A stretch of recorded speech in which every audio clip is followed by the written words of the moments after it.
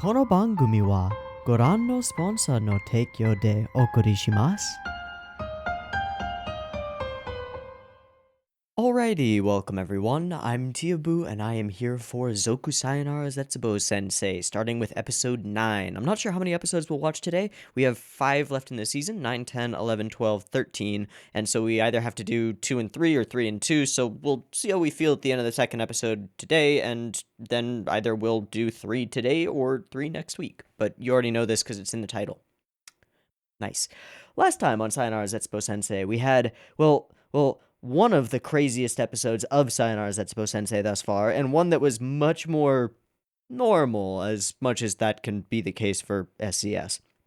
We had an episode that had a segment on spying and sort of like a crazy paranoia and stuff. A segment on hearing something like a million times. Oh no, wait, the spying thing was later. I put that in the wrong order. The spying thing was in the second episode. The first segment was on hearing the same thing, like the same bad joke about somebody's name a million times. And then we transitioned into like some Zetsubou channel segments that were crazy, and certifications for like everything, because Nozomu realizes that like Japanese examinee students are treated really well. People are like, oh, he's taken his exams, that's fine. So he decides to take advantage of that and goes ahead and tries to get every single certification and gets every single certification, and then has trouble with the certification for like being able to kill yourself. So it all comes back around to Nozomu's not very good suicide attempts. And the last like third of the episode was all done in a wacky variety of animation experiment attempts with some really, really like, I wouldn't say bad, but just like unpracticed claymation and weird cutout animation and weird silhouette animation, and it had just like a really cool effect, but it was just Shaft going absolutely insane and doing nutty stuff. And then the next episode was rather normal, with like 3 distinct segments, all of which were told in a relatively like normal fashion for Sayonara Zetsubou Sensei, with the spying section that I mentioned, and the whole like come up with false information and spread that out, and that's the way to get around it, which is ridiculous. And then I particularly liked the segment on it was like April and then May. Your lies get revealed the next month, and everything falls apart, and that got kind of wacky and wonderful. And then we had the segment on things that are 50-50 aren't really 50-50, and that triggered the fuck out of Chiri, and so she tried to enforce everything to be precisely 50-50, just like her hair, which was cool. There was also a thing that has been happening in the background for a while, which is that there's a college student living next to Nozomu who's actually Kafka in a wig, and she's creepy and maybe murderous, and I don't fucking know what's going on with that, so gonna be keeping an eye out for her and her deal and what the hell she is and what she's doing and why she has knives and murder face. I don't know. We'll see if it comes up again in the next couple of episodes. I expect that it's probably the thing that we're going to be building to toward like the very end of the season. So we might not see much of it until next week. But I don't know. It's weird, and it's kind of spooky. Kind of great how spooky it is, but okay.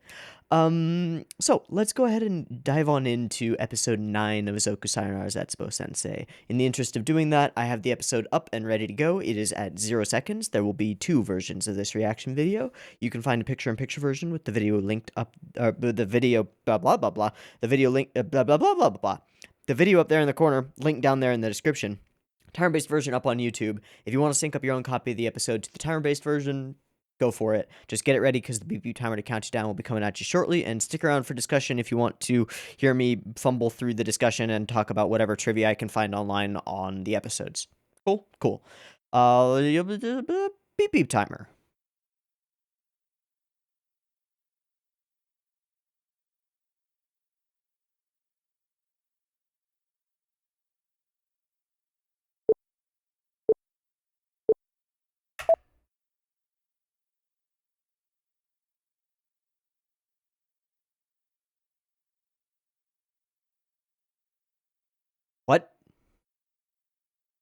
What? We doing this as a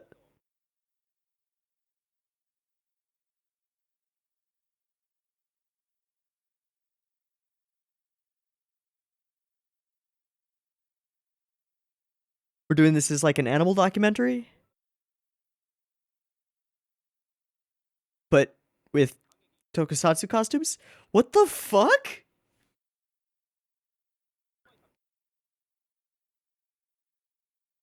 It doesn't look very even. Oh, hi, Zetsubou Sensei. What? What?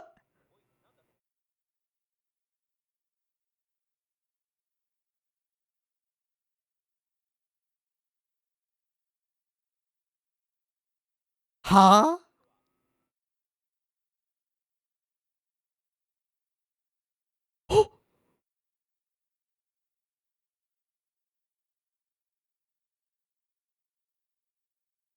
Animal Planet?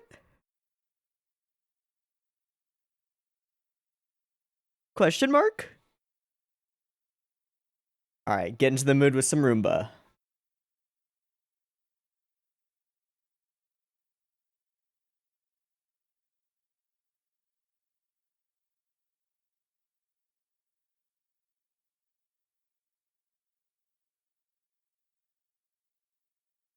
What was that intro?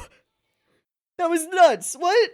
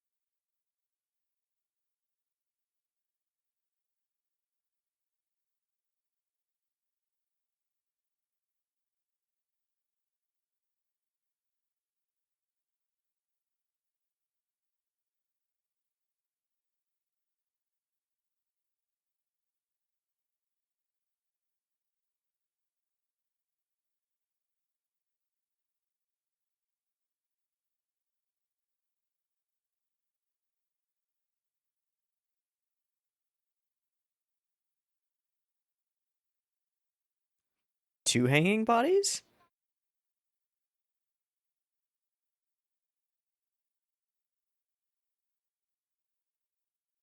What?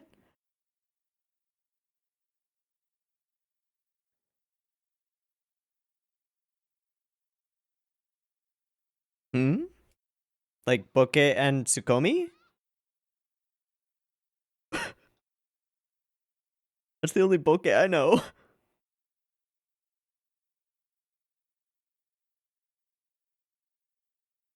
And a stage.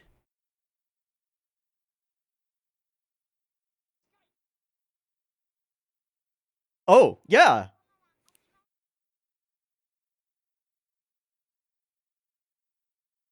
Yeah, okay.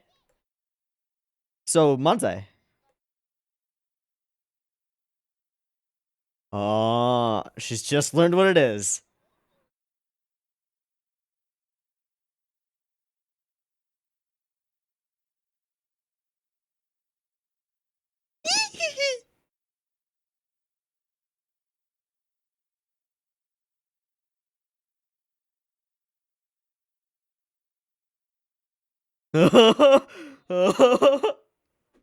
Oh no. We've unleashed a monster. Oh. Oh, oh. That was that's the scene that's meant to be oh. Yeah, that's Ghost in the Shell. 100%. But in the trivia it was listed under the previous episode, which is wrong. Huh? Shouldn't have said that.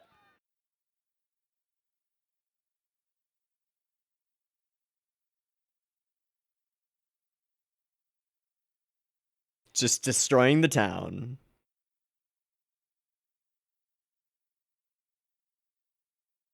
I don't really think that's the way that Manzai is normally supposed to work. Don't just hit the person. Is there a pun here that I'm not getting? For bokeh?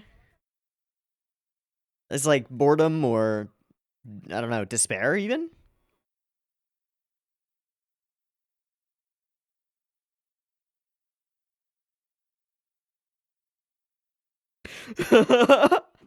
That one's too real.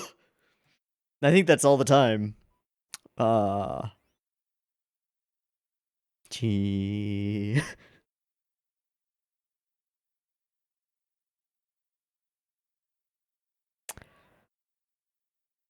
Oh, tsukomu as a verb is to butt in.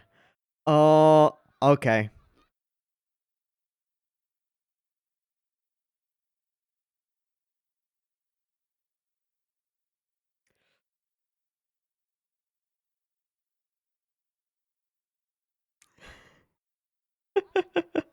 Oh, that PDA though.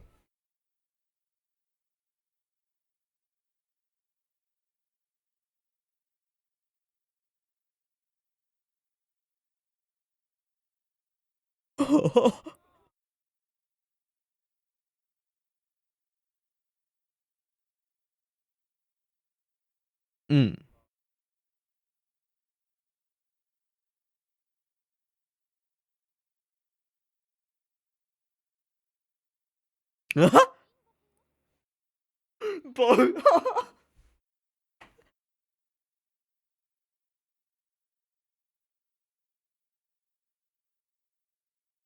Huh? Ah.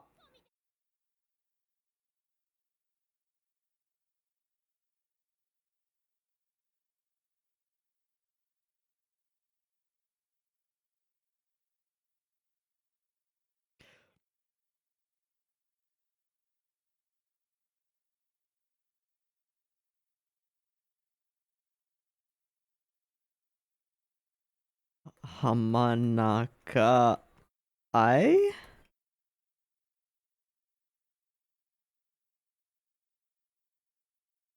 To the studio. Oh, Jesus.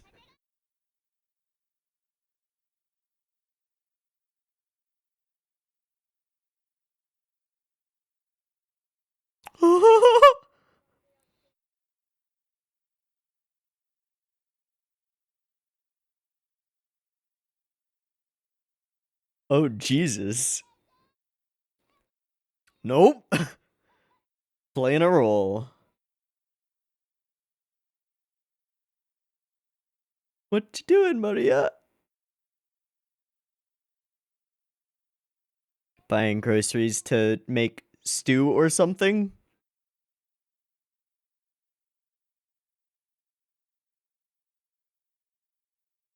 Oh, we're doing this scene, are we? Never give up, Maria-chan. Never. That's a haunted mansion. Yep.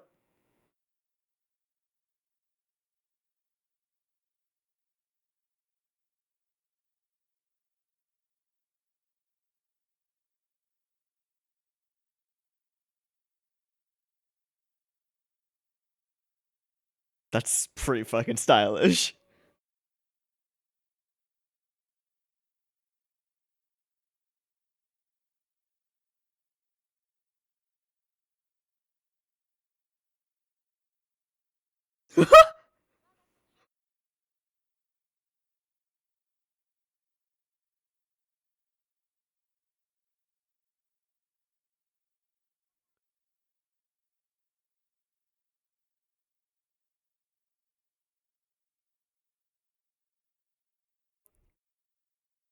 Smack.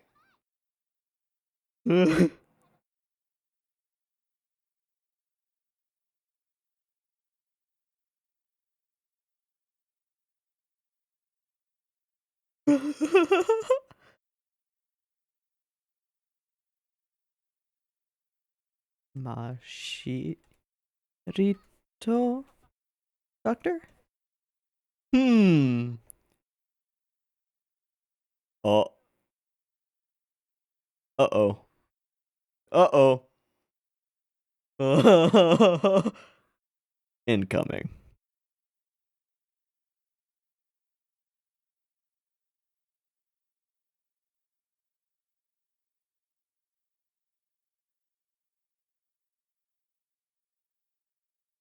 Ow.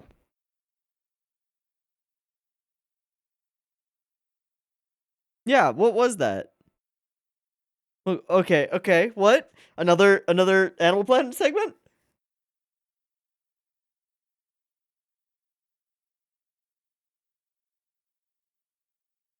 Geba Geba Gakko.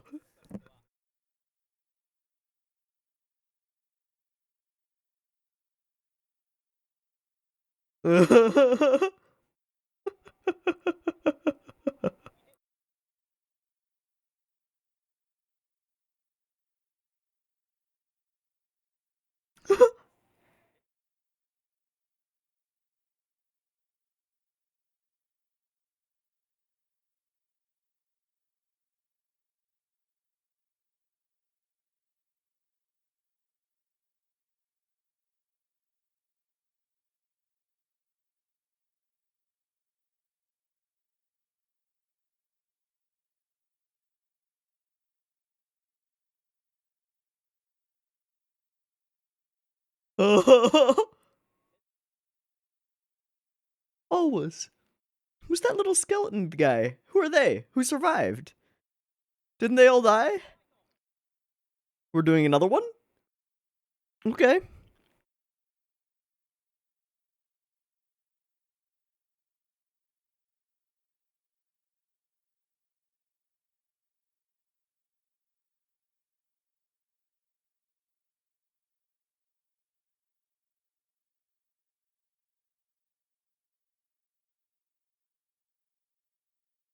Did they just not have access to their voice actors? For, like, half of the episode? I don't know.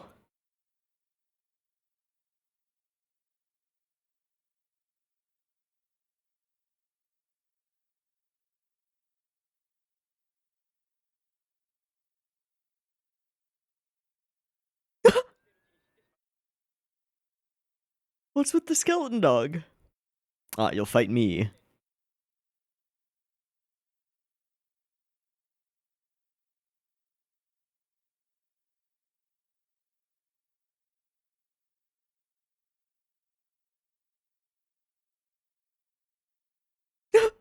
Knockout.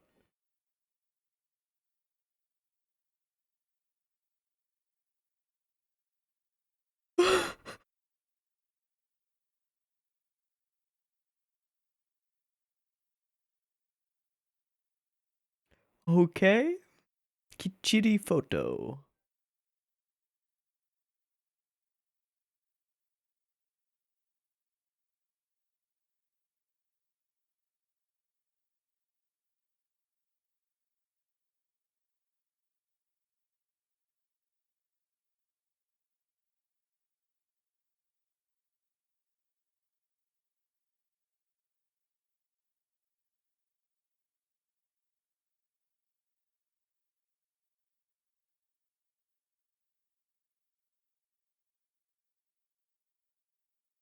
Has he gone and spied on all of them?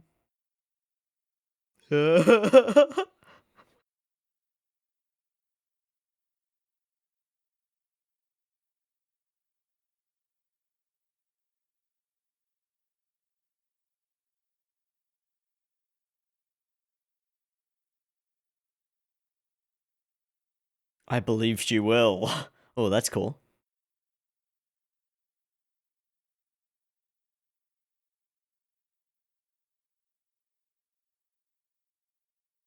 Okay. That's somewhat terrifying.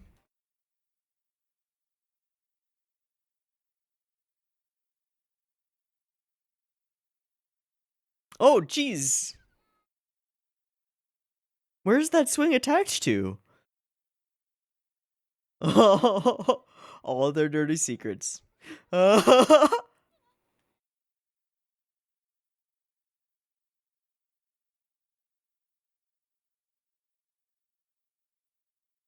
I'm sure you will, Kaede.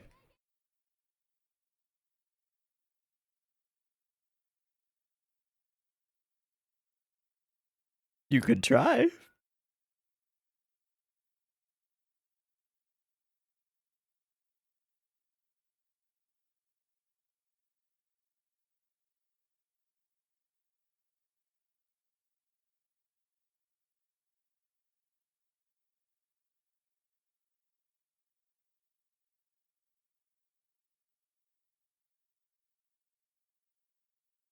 Secret badass.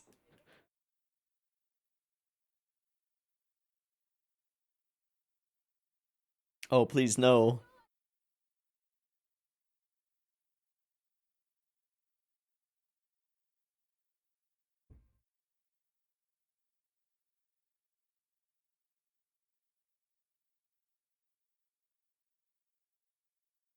This feels like a reference. Maria noises.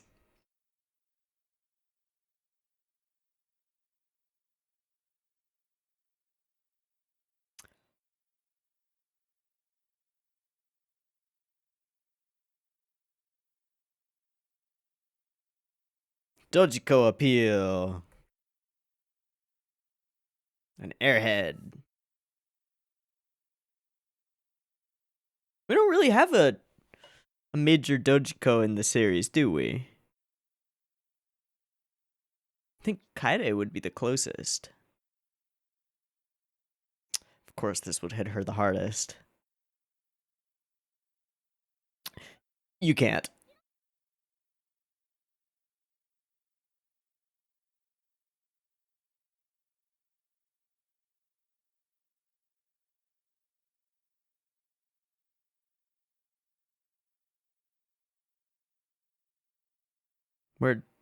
Where did you get a bucket of acid?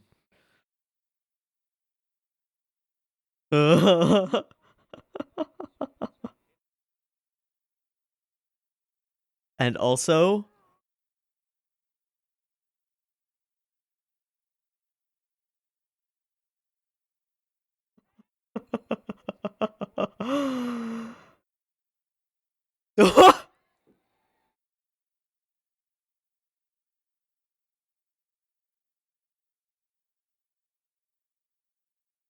what the fuck, Kafka?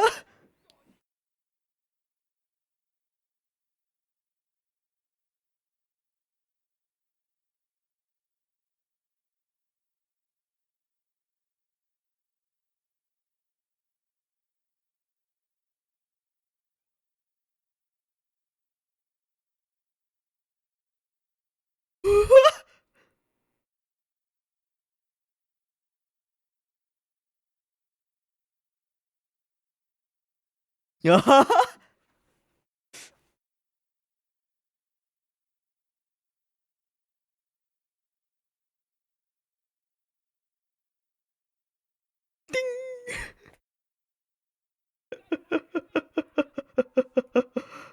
Rip. Oh, hi, Moroi. Oh, nope, nope, nope, nope, nope.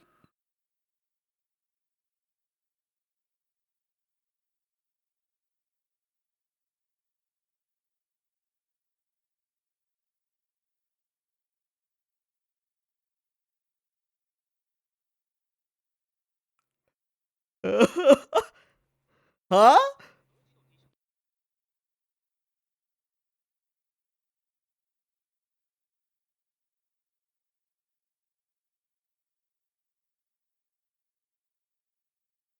But it's not the end.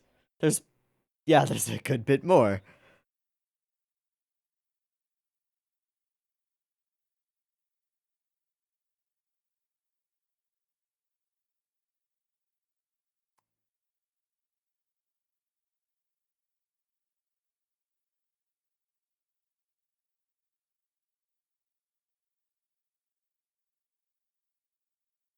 He knows how to cough, I guess. Like that monolith?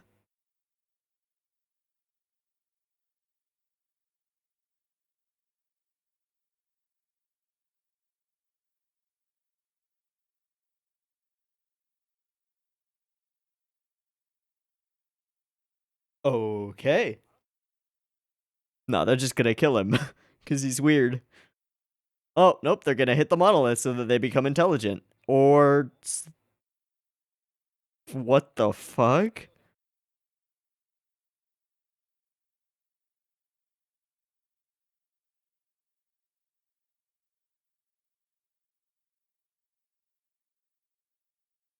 All right.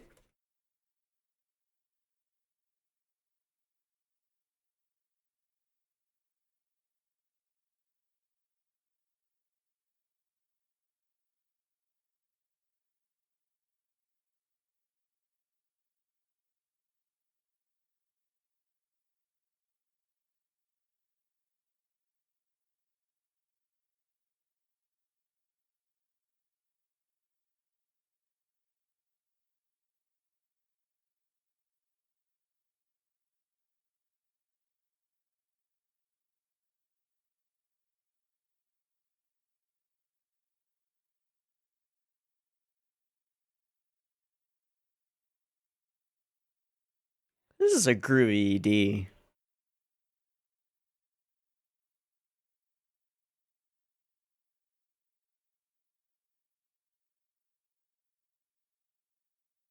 Again, it really reminds me of like older British rock.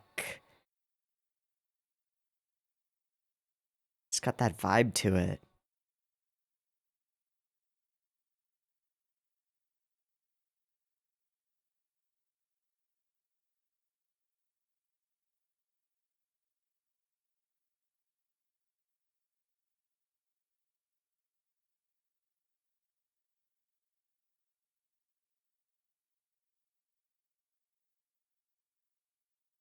All right, is there a little endy thingy?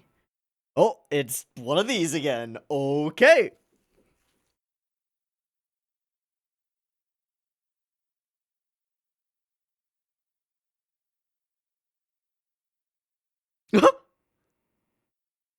Oh. Ah, all their souls are chained to their bodies. Interesting. What? What? What? Oh, it's okay. It's Komori.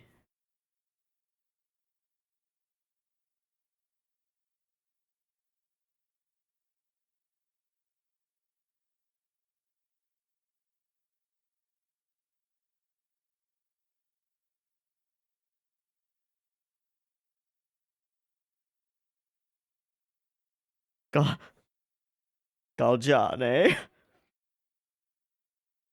Hmm. So this is just Les Mis.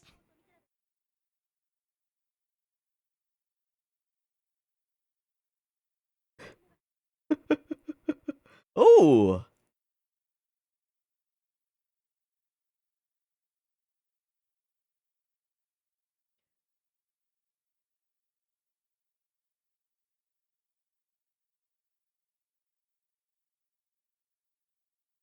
Zetsubou fight.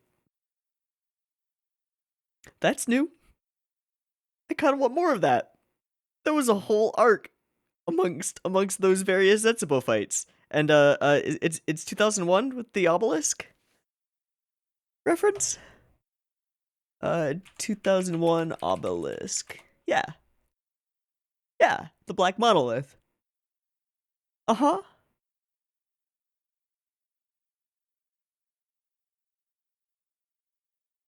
So he punches it and they all gain language and with intelligence despair. That's actually kind of poignant. If you're too stupid to know the world sucks, maybe you don't have despair. Maybe. Okay. There were a lot of interesting things in this episode. I don't quite entirely understand the Boke and Tsukomi pun. I know that it's a pun on Manzai, which I actually looked up just like, was it yesterday or the day before? It was a day or two ago.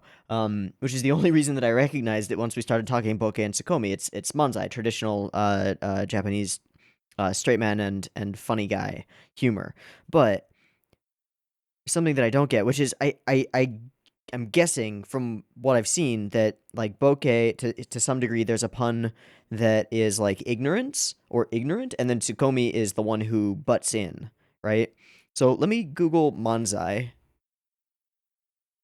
Manzai, and I should be able to just use the Wikipedia page for this.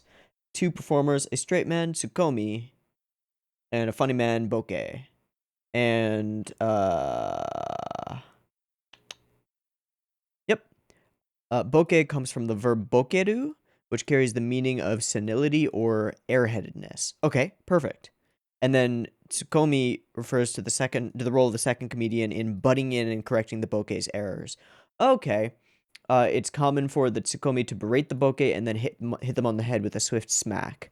One traditional manzai prop often used for this is the paper fan.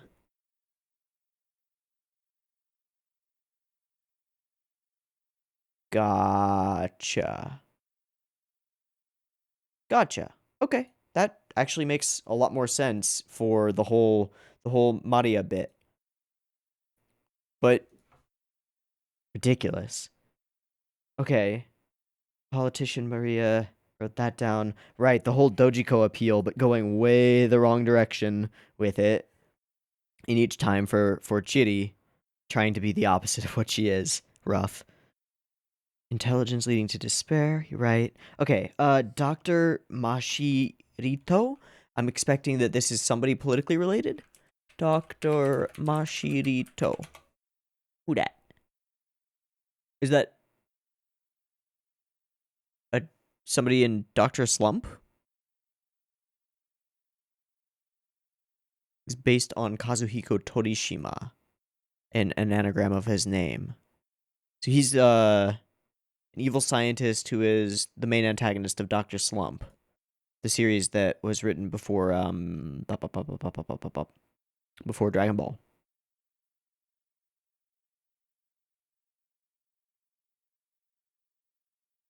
Yeah.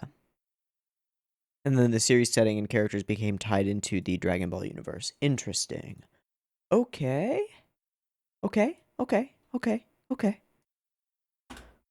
So the Boke and Tsukomi bit, the whole Animal Planet segments, there was a really cool section direction-wise.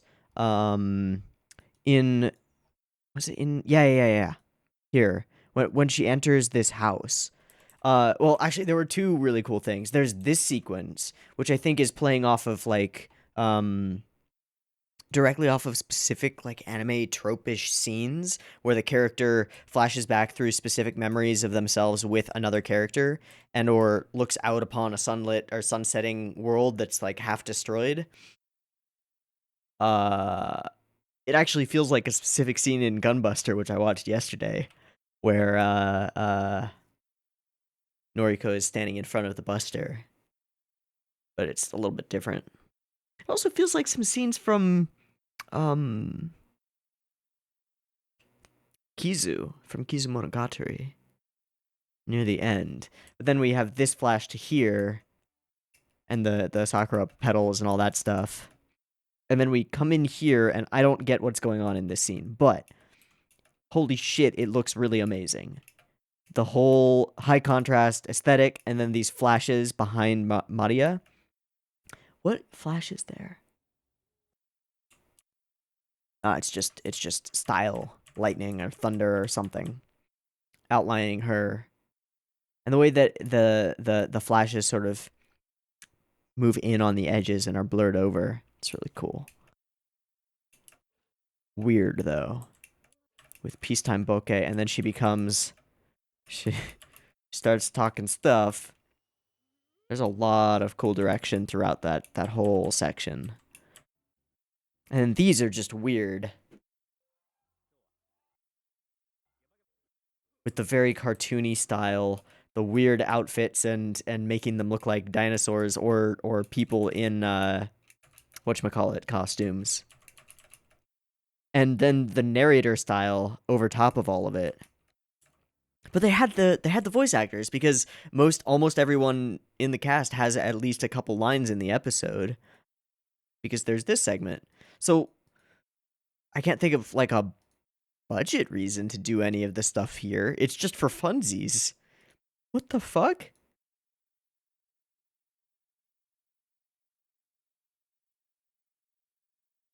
Also the idea that people are almost strangling themselves, chaining their souls to themselves to stay alive. That's the extent of life supporting technology that they've come to, is just you chain your soul back to your body. That's kind of amazing. Oh, that's a cool shot. Oh yeah, and then when she's flying across and we see all of these flashes of the same faces back and forth.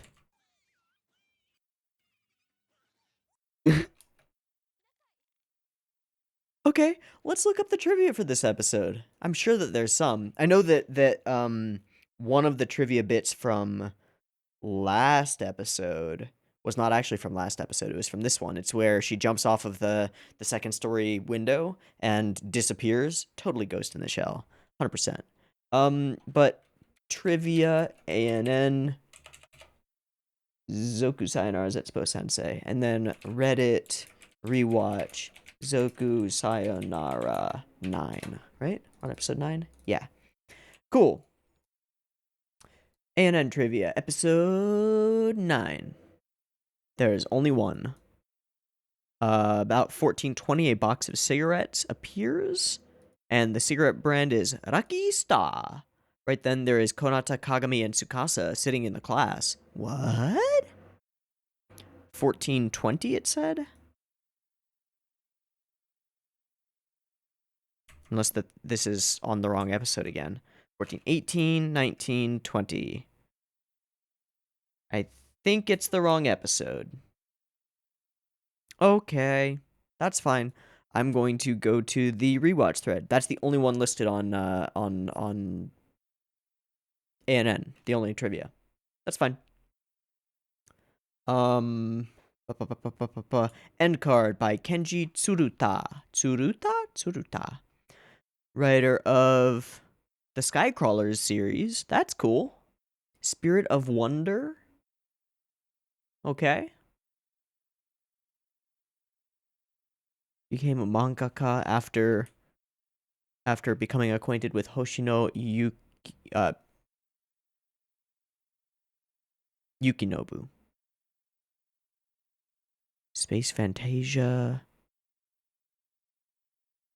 Okay. Cool. I haven't read any of either of their works. I've heard of the Skycrawlers. I feel like it got a Western adaptation of some kind, but I don't know. I haven't seen it, I don't think. Okay, and Spirit of Wonders, and a bunch of people talking about how he draws females and thinking it's really cool. I might check him out and his line work, because I'm working on line work and I'm really bad at it. Okay, and then there are Zetsubou Rampage translations. There's leftover crab. But yeah. If more than 3 of these apply to you, you're a New Year's bouquet. There's leftover crab, but you ate the curry rice. As a debt for watching the kohaku, you paid the receiving fees without thinking. Bought useless stuff at Autobacks, like a long black mirror. Used the light bulb wastefully with the print Goko system. Huh? You rented a video that you've already seen. Suddenly think that a celebrity you always thought was boring is kind of interesting after all. Wanting to do a good deed, you bought a white band. I don't get it. You're oppressed by Hikomaru? Oh, you're really concerned about Akiko Yada? Oh, you dream about flying. You tend to fret over things. And then the second one, people are too off guard. Going into your old classroom by mistake. Coming to school on a Sunday in the new semester. Calling your teacher mom by mistake. Okay, it's just a bunch of things. Writing the same manga storyline you did before without realizing. Okay, bunch of things like that.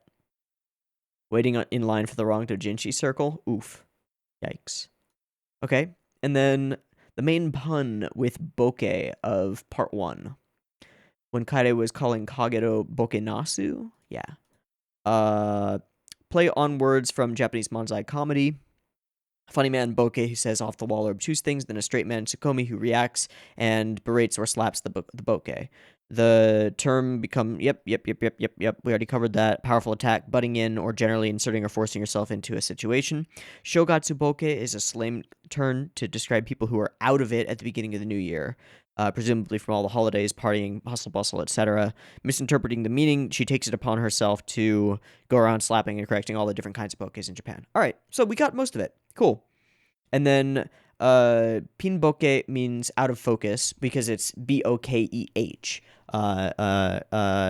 It's like a photographic term when things behind are out of focus. You'll often see it with like lights that come out as like lens flare-y dots in the backgrounds of things. Yeah. And bokenasu means idiot or blockhead, but if you take it apart, it means absent-minded, and nasu means eggplant. Got it. So Maria gets the idea to put an eggplant in her hand when she decides to do her tsukomi. Got it. That makes sense. The shot of Maria becoming invisible is probably an homage to the first Ghost in the Shell movies, 100%. All of the despair fight moments are references or based on the television series Ultraman and Ultra Fight specifically, another tokusatsu show. Oh. Ultra Fight is a television series, tokusatsu, blah, blah, blah. Shoot new scenes. The initial plan was to use nothing but recycled footage, but there was insufficient material, so Tsuburaya decided to shoot new scenes using existing costumes shot on a minimal budget in nondescript outdoor locations with no special effects, and they produced 195 episodes. So they're not Animal Planet, they're Ultra Fight. And they were accompanied by a boxing-style play-by-play by professional sports announcer Jiro Yamada. Huh.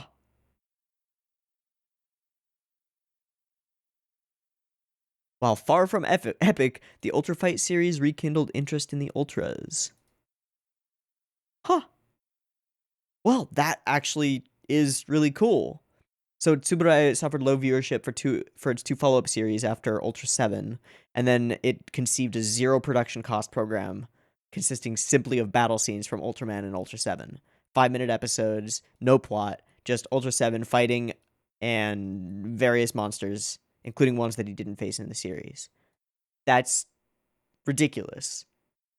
I wonder if there's like a meta reason for them to throw that in here. Like, did they also not have budget and decided to do like, hey, let's do a thing that pokes fun at the people who had no budget by ourselves? That seems like a Shaft thing to do. Okay, weird.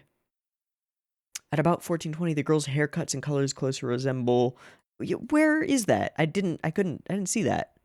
Oh.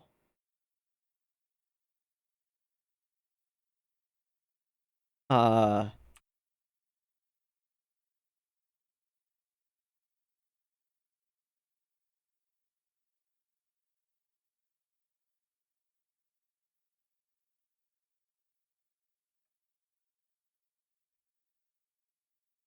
I don't see that. I see the frame of it here, screenshotted, but I just don't know. Riding on a space age Segway doesn't look any different than Dr. Mashirito, which is a reference to the manga Dr. Slump and the character. And I guess does he ride around on a Segway? I don't know. Okay. The monolith is a reference to 2001, 100%. And the photo in the upper right looks a lot like Anpan Man. What about the skeleton? Nobody has anything about the skeleton and the skeleton dog. Okay. Yeah, one of the most cultural heavy chapters. Being exploited. Yep.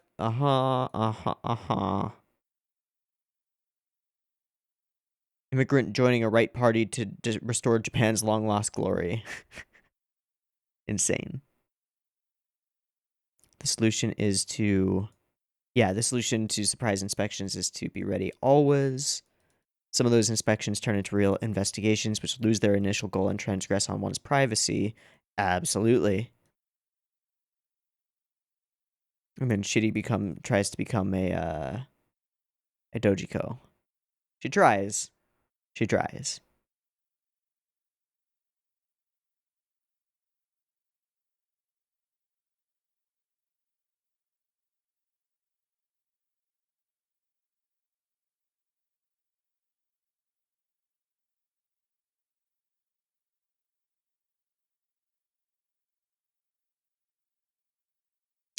Okay. Some solidly weird stuff that actually makes a lot more sense after reading up on some of the segments. Big time. Especially the Zetsubou fight scenes. Those make a lot more sense now that I realize that it's like a reference to a pretty ill-advised decision that actually paid off for TBS and Tsuburaya. Huh. Okay. Let's watch the next episode. I'm gonna take a quick breaky thingy, do a syncy thingy, and then we'll be back in just a moment to watch episode 10. See ya. Peace. All right, welcome back. We are good to go, all synced up and ready for episode 10 of Zoku Sayonara Zetsubou Sensei. So let's watch it. Beep beep timer.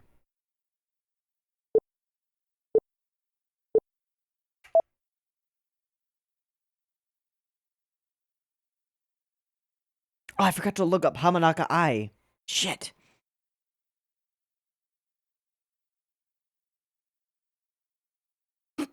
Of course.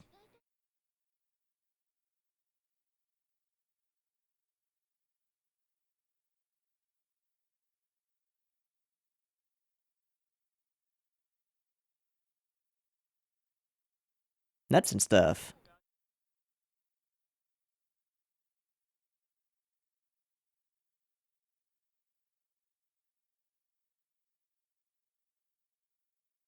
Where are we going with this?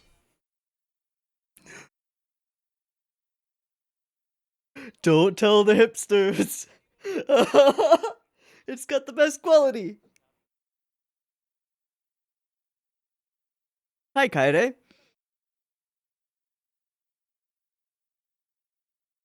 Restrict our potential. So is she the housewife or the college student?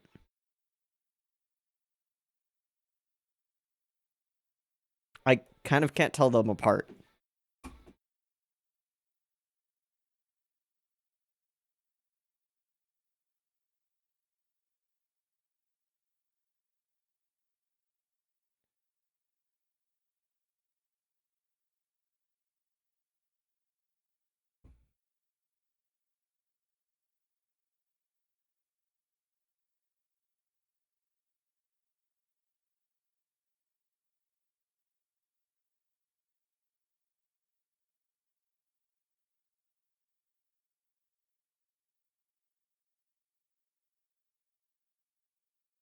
This one is Kaide's voice actress, right?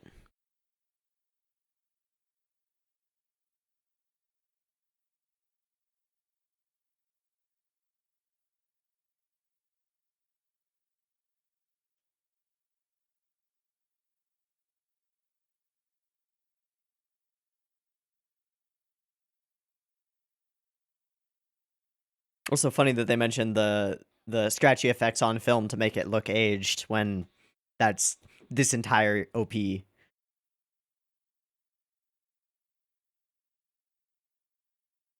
these all Kafka outfits?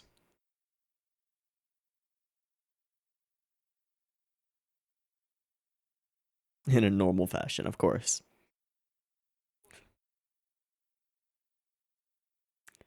Futsuwa.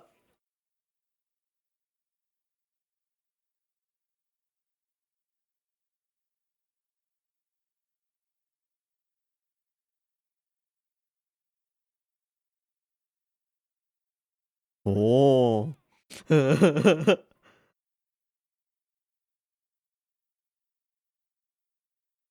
little deteriorated. Oof.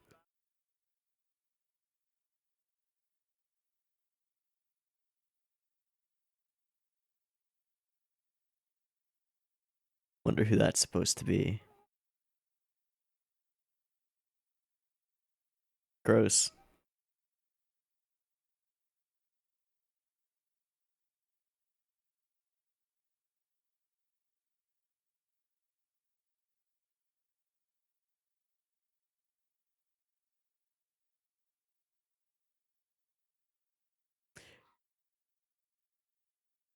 This is an initial D reference, isn't it? Are tuners what they call them in...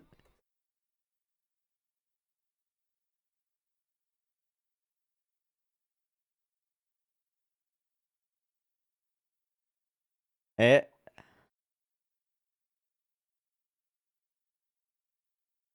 Uh-huh.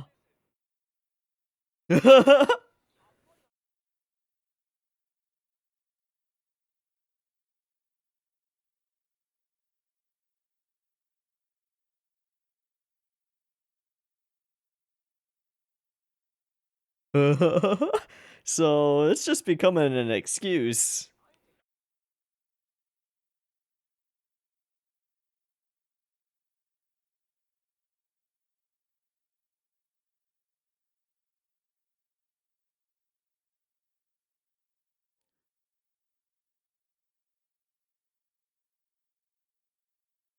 Weren't you kind of forced to?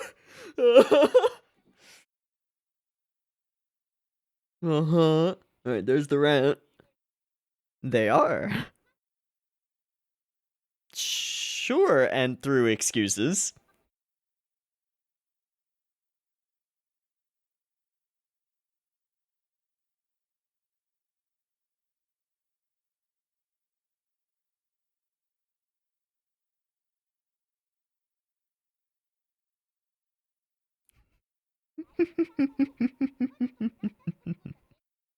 It's also just a really good platform. Oh. Mm-hmm.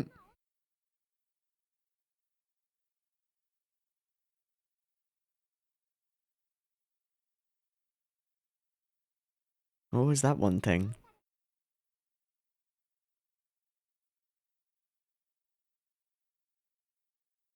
That's, yeah.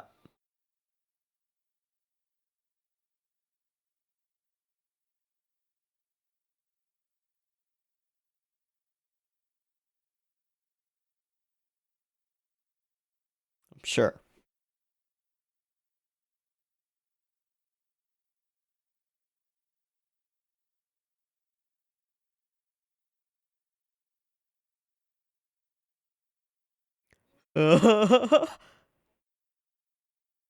Hi, hi. Oh, oh.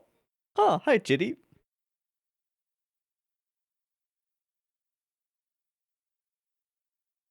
How so?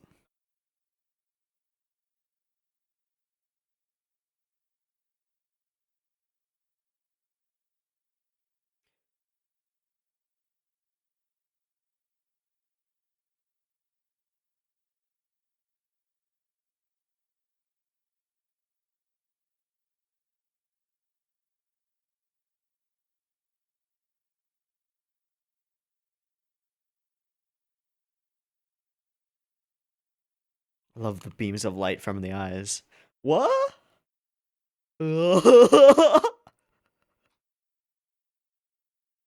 Really?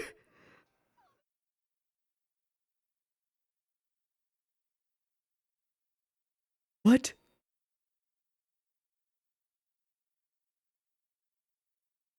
Is that Moroi? Why was she tied to a tree? She couldn't G. Okay. Lost me at the end there. Ari fraud?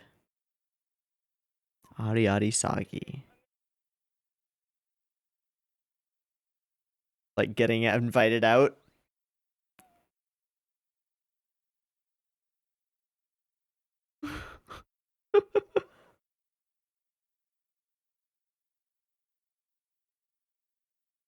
No.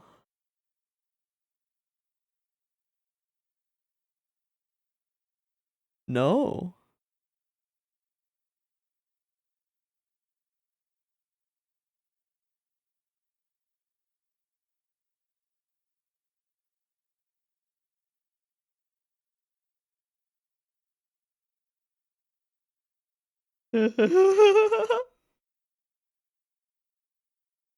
Nope.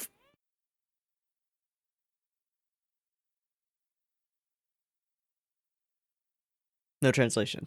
Darn.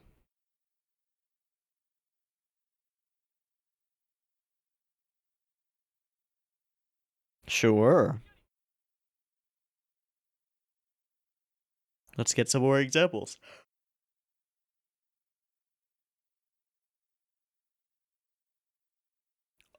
Nope.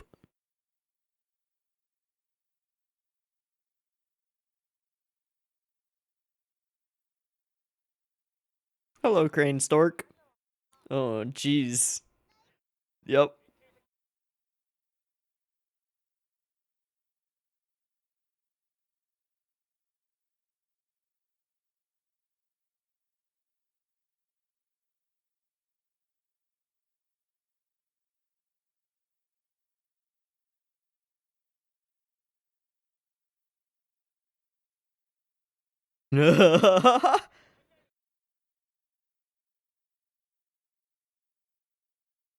All right.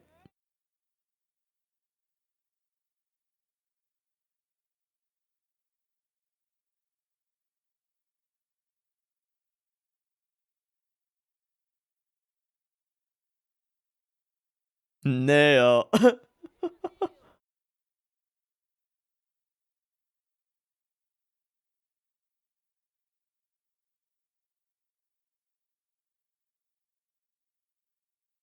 Sayonara. Oh, okay.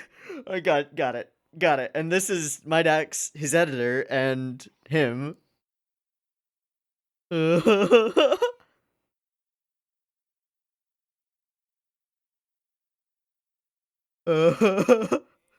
Nope, this couldn't actually work.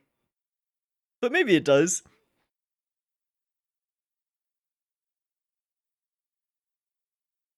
Nope.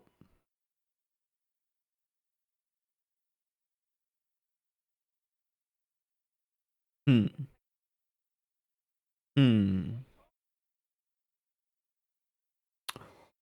Colored despair. That's new.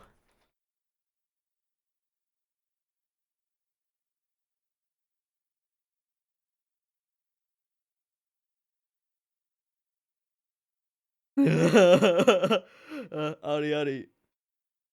Uh-oh. Uh-oh. Nope. No. Oh no.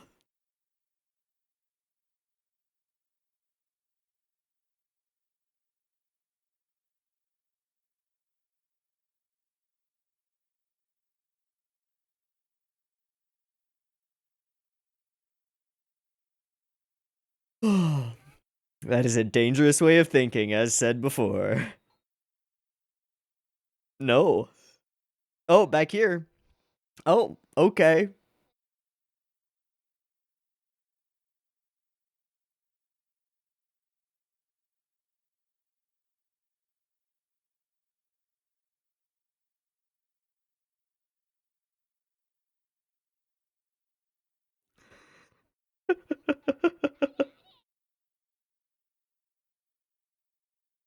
Yes, actually.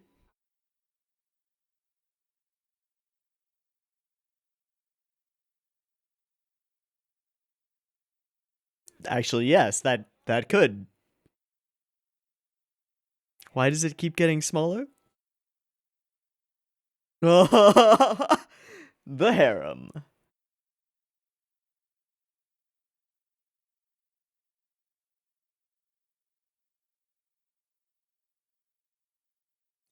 Impossible.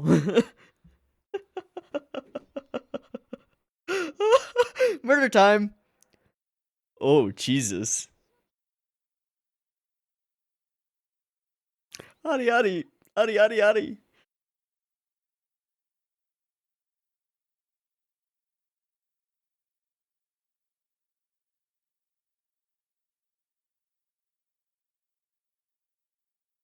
Well.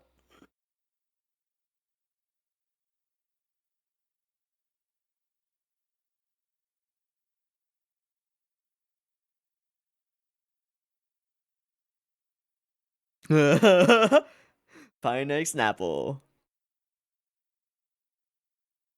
Nobody does.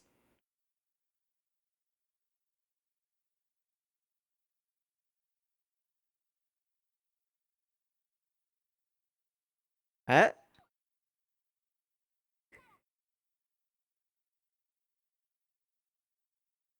It's reading? Not trying to. Eh?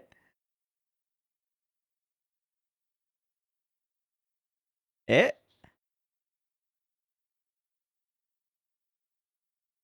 Oh, was the I don't accept first timers a virginity joke? I have no idea. Okay. What is with the.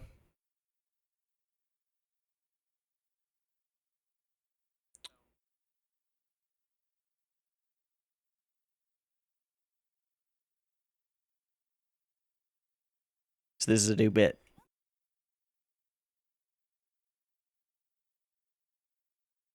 Thanks.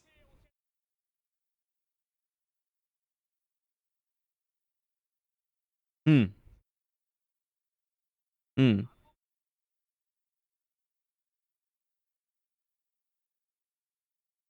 She's one of the voice actresses, right? Colored Despair. Hmm. In show. Yeah.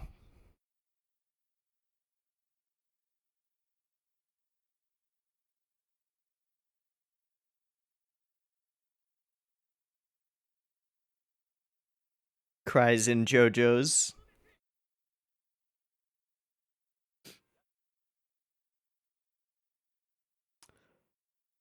It's probably gonna be weird.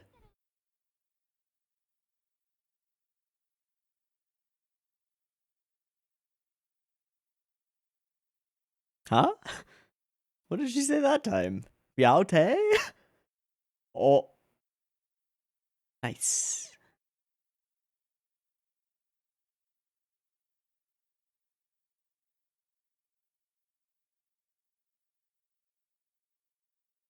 The shape of his eyes. It's cool.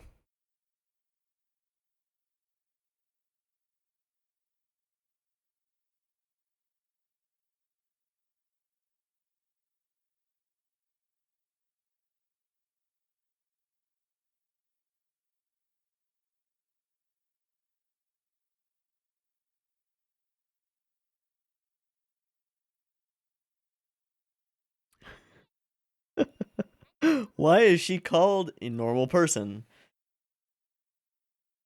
Yep. Oh, so we're gonna go through explanations of all the characters and their names.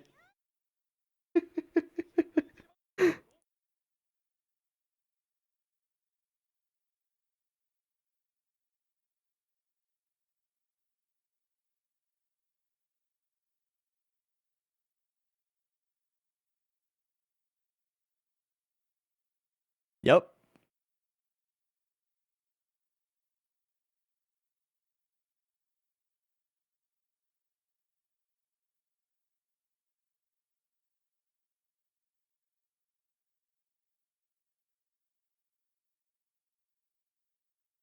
Yep. Exactly.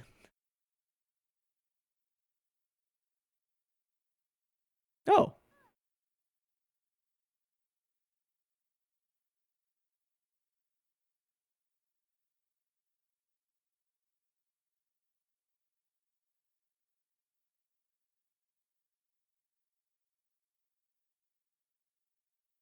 Hmm.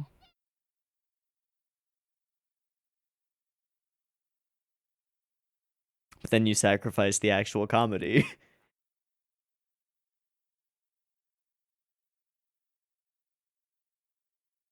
Does it?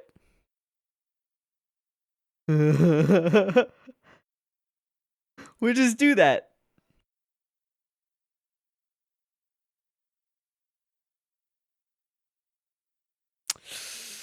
Oof. Because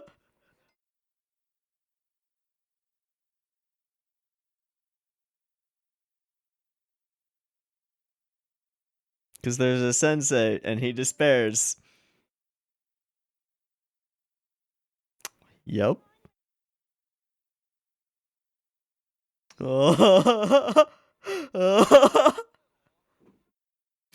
That's my Dex.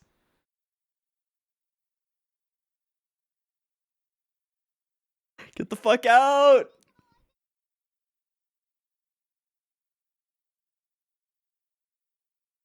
This is really clever. Hey, what's up?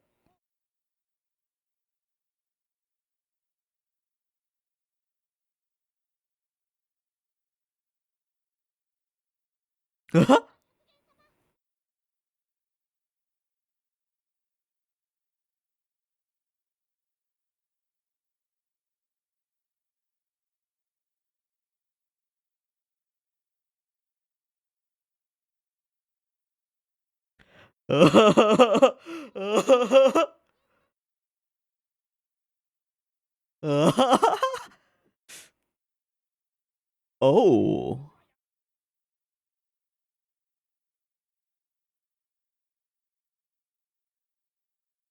They did?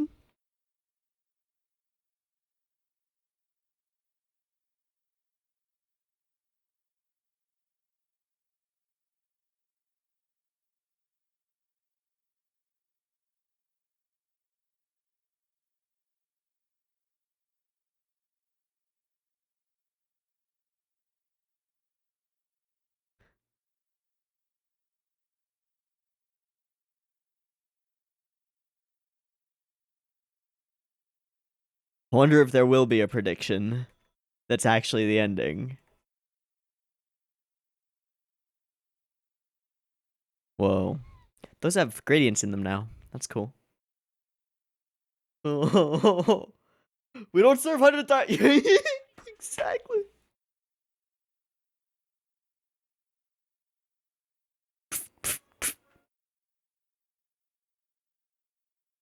Will do, Komori.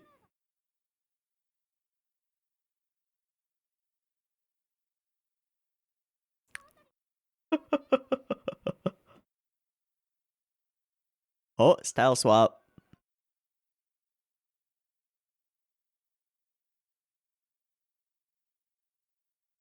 Big style swap. Okay. This isn't the... Oh, wow. Is this a new ED again? It totally is. What the fuck?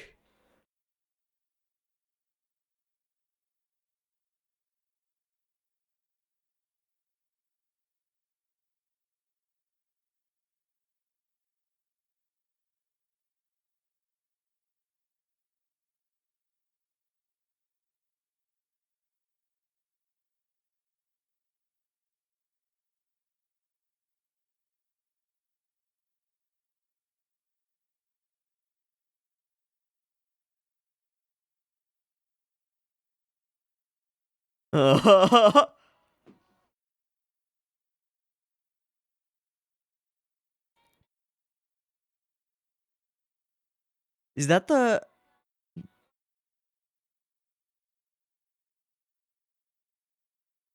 one that's like a Hellboy reference? I feel like I read something about that a while ago. They just made another ED. We only had the previous one for like 3 episodes.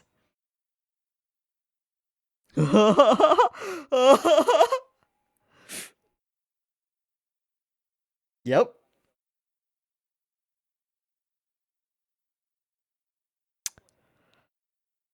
Whoa.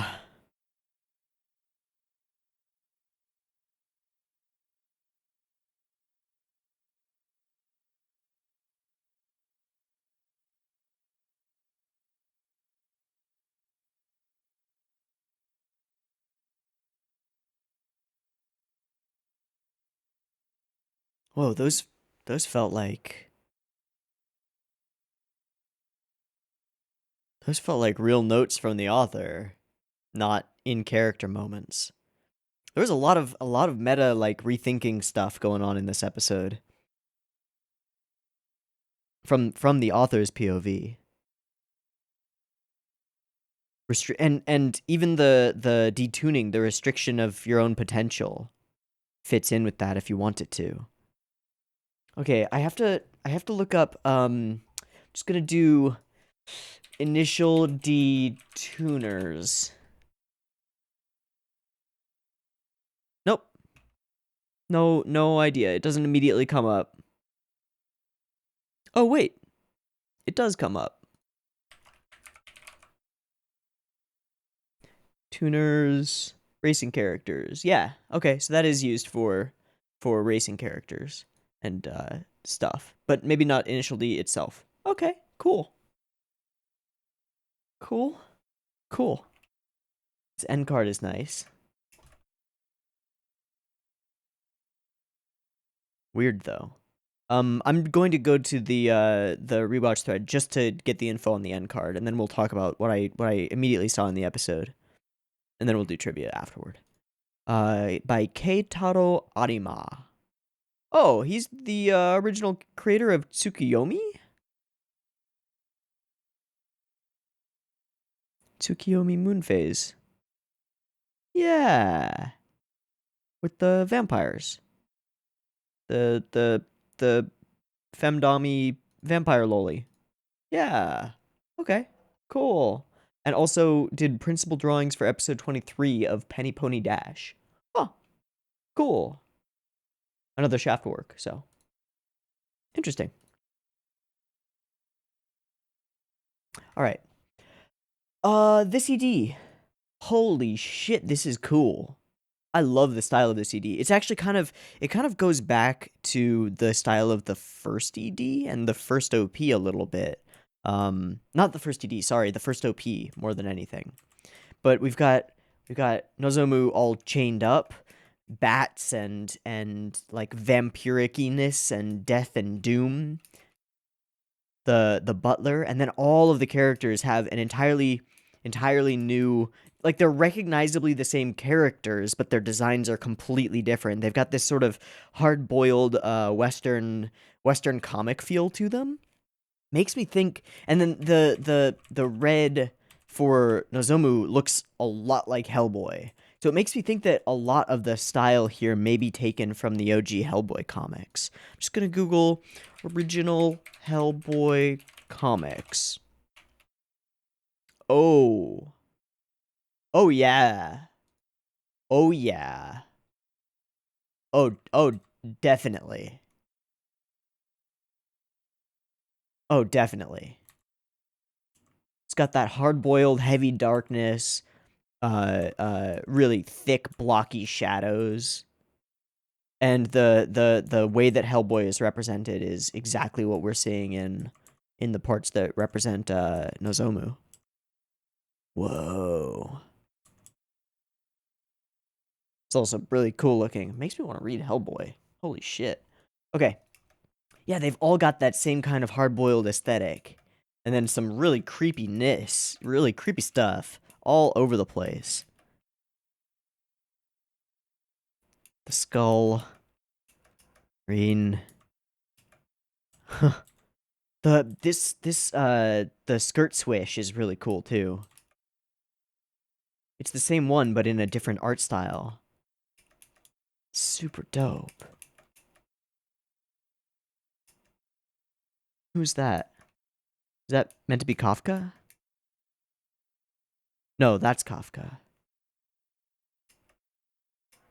Hiding herself away. Oh. And then she seems to be somewhere else, as though she's like a damsel in a tower. These two sitting out.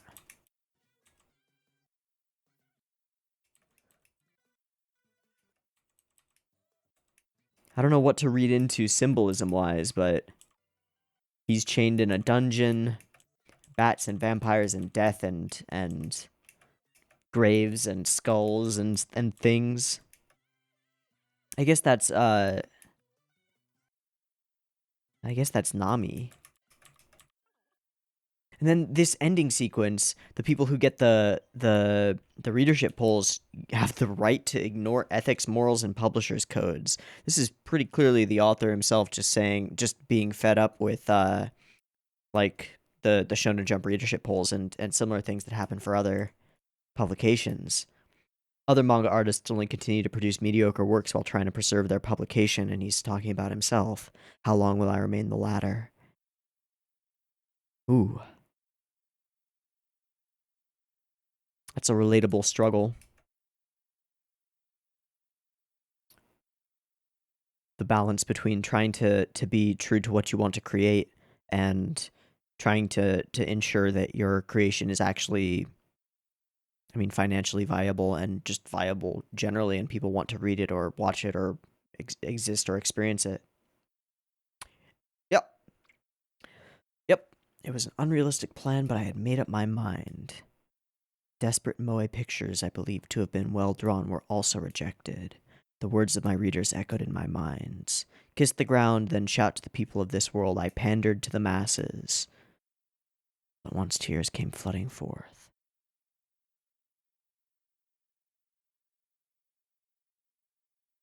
Jesus. It's like an existential crisis in 2 parts. Jesus.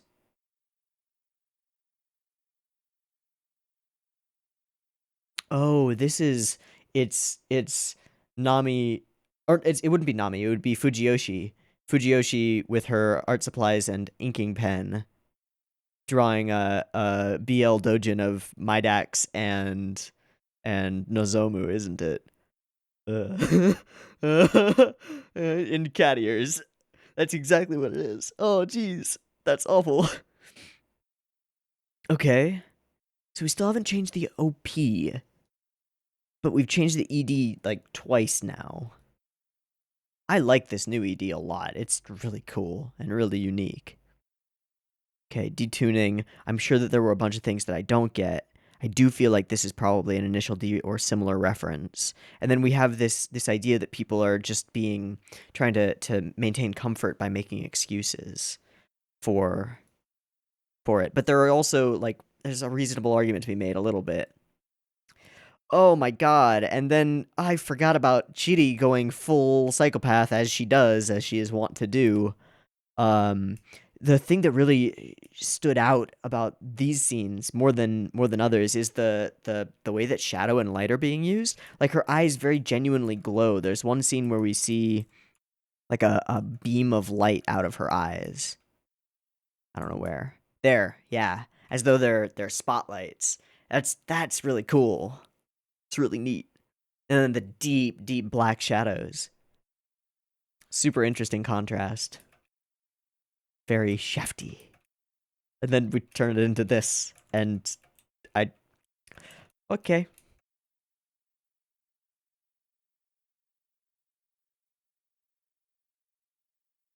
Oh, it's them with the shirts over their uniforms. I was wondering what that was. But they're on a runway in Fashionville. Got it. And then we go into the maybe. Adi adi. Adi adi. And this turns into maybe you could be in love with a student. Adi adi. All of them, except for Chidi, who does not take kindly to being rejected at all. Something else that happened for, I think, the first times over these episodes was the colored despair sequences. The I'm in despair. That's Bushta. But they had a different color for each one, and they looked really cool. Why we drop the aspect ratio or like shrink the screen or letterbox it further and further as we go, I'm not sure. It feels like just getting smaller and smaller. Then yeah, a thousand of Chiri's own face telling her what to do. Ha ha ha ha ha ha ha. He's over here, right? First timers, and then this becomes just as meta, if not more so, talking about it's annoying to deal with first timers and try to tailor your art or your manga to people who've never interacted with your content before, and doing so necessarily means like going over things that don't matter and don't help you further either the plot or just like make jokes because they're built into the story. You can't be going through and rehashing every character's name and characterization and characteristics every time, otherwise there's no story. There's no other joke to make. So it's sort of as though the author is kind of defending himself, like, look, I'm going to do this the way that I want to do this, and whether you're a first timer not getting it, first off, you should go back and read from the beginning and try and get it, or ignore it. I don't care. And if you're a 100th timer looking to nitpick things and not understand them, then fuck you. I also don't care. I didn't notice that this spiral thing goes out into his hair as one layer. That's really cool. And then the colored Zetsubou stars. I really like. And plenty of these amazingly contrasty, bright, almost pastel-y frames. And then this, I guess, is, I assume, just like information and the character bio of each character. But in context, it takes up a bunch of the space from the screen and makes things a little bit weird. Which is cool, and I think really smart. What's with the dog with a stick up its butt? What's with the stork every episode? We just put it in. We have to put it in because we put it in. Fuck you. It's great. What's supposed to be funny about it? If you have to explain the joke, it's definitely not funny. Okay, let's turn our attention to the trivia because I'm sure that there are a few bits and pieces here. At the shot where the three otaku are shopping for something, one of the games in the background is the visual novel F, A Fairy Tale of the Two. Huh. Which was made into F, A Tale of Memories. Huh. Okay. Then, yeah, there are a bunch of rampages. The Zetsubou rampages. So, it's all intentional detuning. Characters who speak in dialect. Relaxed education policy. The opening sequence up to episode 3. Uh-huh. Amateur porn. The referee at the Asia Cup. Okay. Somebody's right-handed pitch. Ryoma Echizen. Destroyed jeans. Chinese theme parks. Instant ramen from well-known restaurants. Haha. Gotcha. Takarajima. Jewel Island magazines with no jewels. Centerfolds. Takarajima. Treasure Island.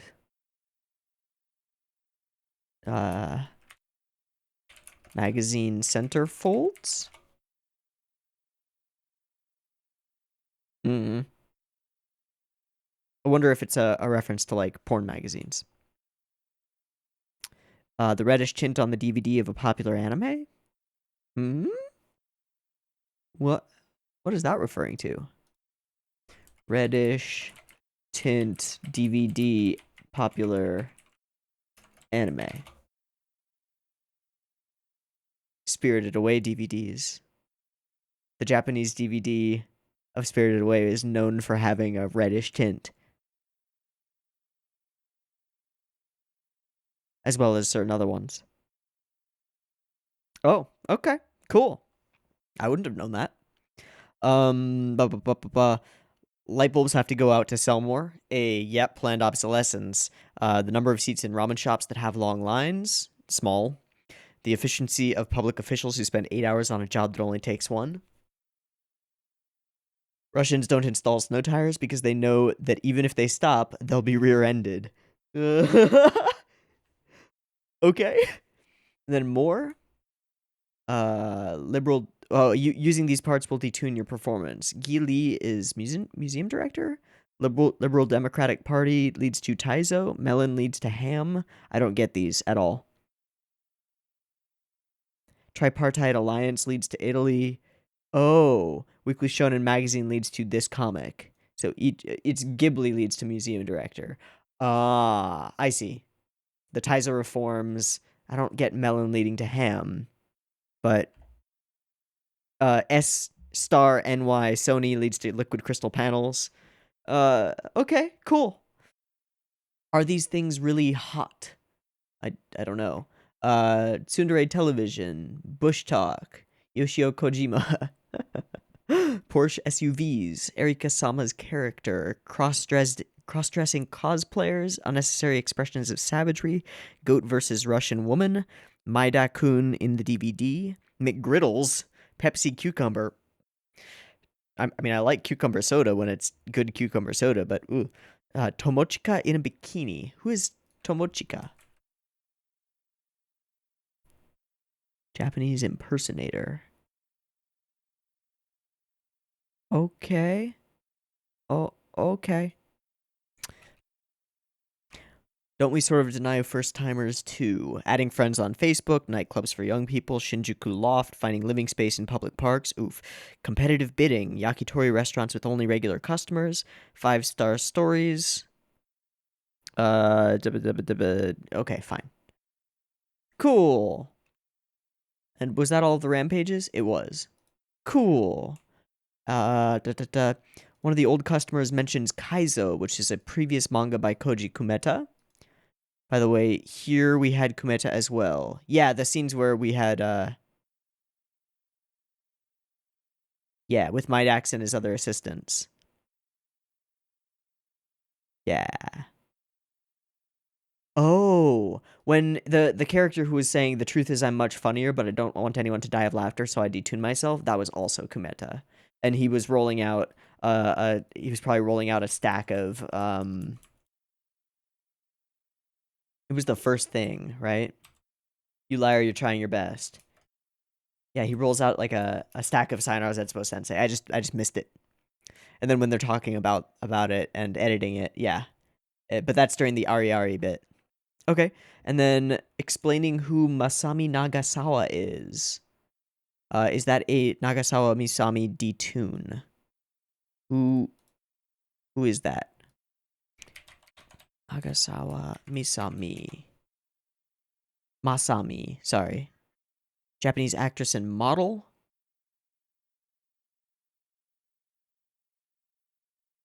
Known for being very attractive, I guess. I oh oh I okay. Cool. Suzuka is a character from the manga Suzuka. Suzuka being referenced as you can do as much as Suzuka at least when she's yelling at her for stuff. And serialized in the same magazine, Weekly Shonen magazine. The series is well known for its risque scenes. So, Suzuka manga. Yeah, lots of character-driven romance story that uses the athletics of track and field as a subplot and has lots of risque-ness and things and stuff. Yep. Okay, cool.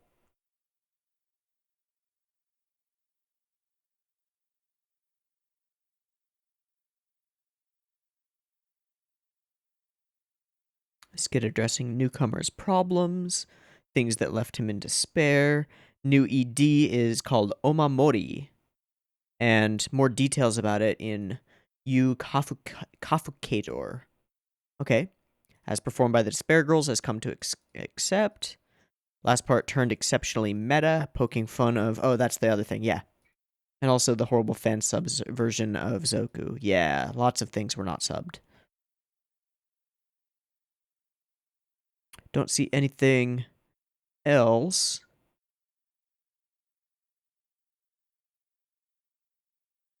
First timers and rewatchers. Uh-huh. Uh-huh. Uh-huh.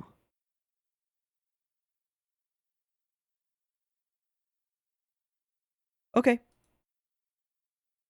Cool episode. Super meta in a lot of ways. A lot of Kumeta kind of shitting on himself, as he is wont to do.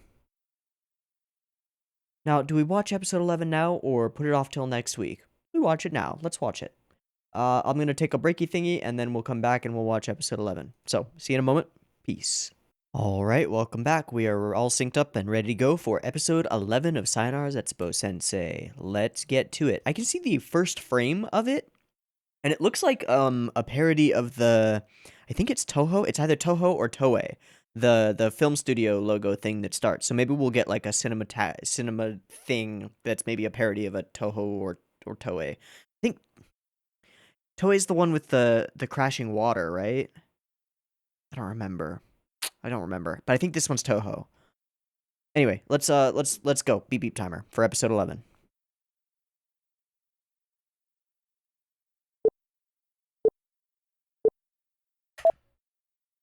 See what I mean?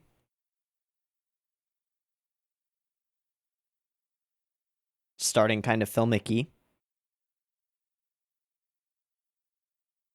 with a sort of a muted color palette too. Is this a detective-y thing? No, it's just at the yeah.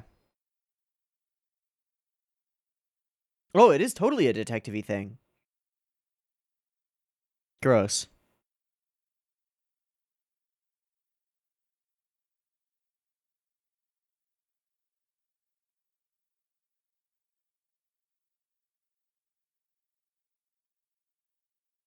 Is this a parody of a specific detective show? Or just in general?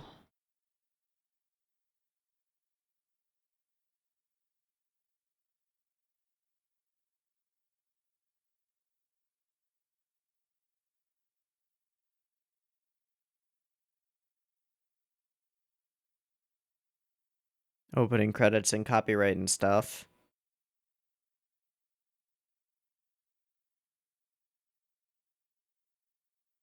No OP? No Roomba? Aww.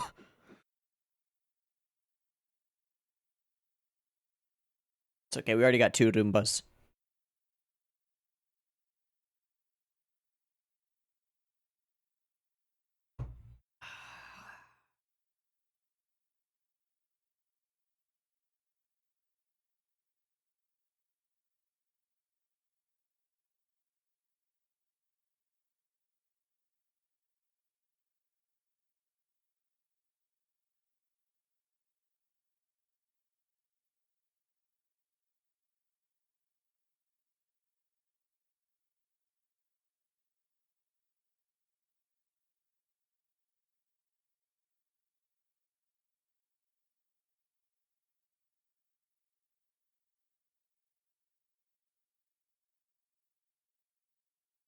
Mm.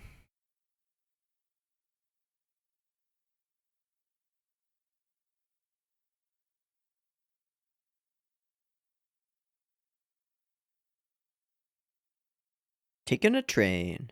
Taking a train. Taking a train. Is that Kaede and Everett? Yep. Well, they're definitely up to no good. Are they the bad guys?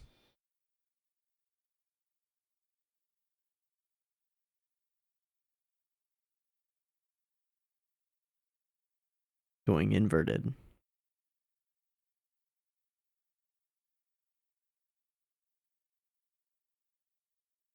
Oh, it's Shinroku.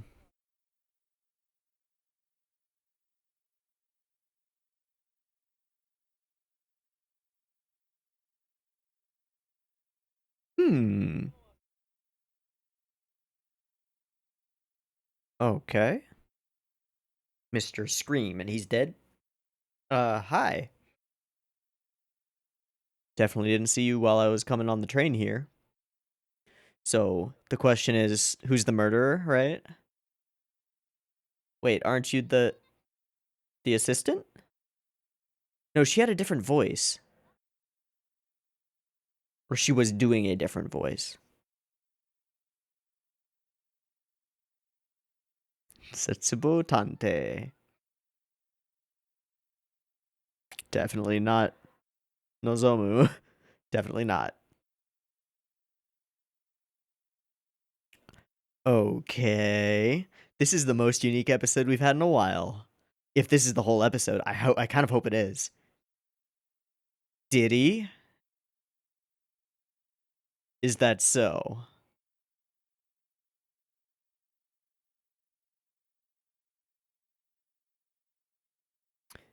Two young ladies were killed? Which ones? Oh.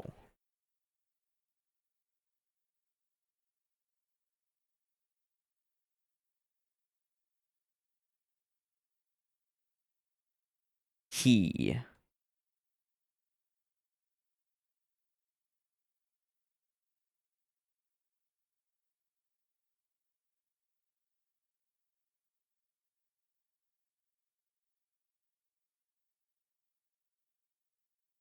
Okay.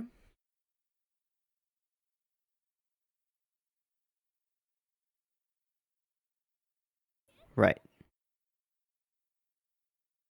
Stands to reason. Methinks the lady doth protesteth too much.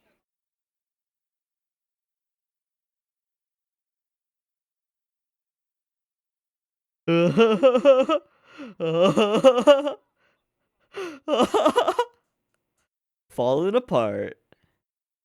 Oh. Oh, hi, Reen. Another body? Whose? Ah. And what does she write?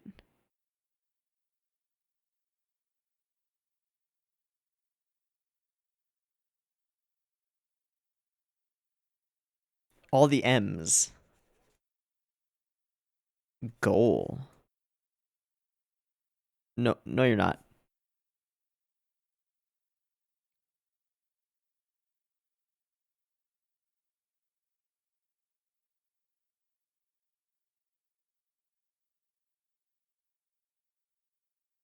Right. Right. And then the other one has the opposite. Right. Hey. Hmm. That's a cool shot.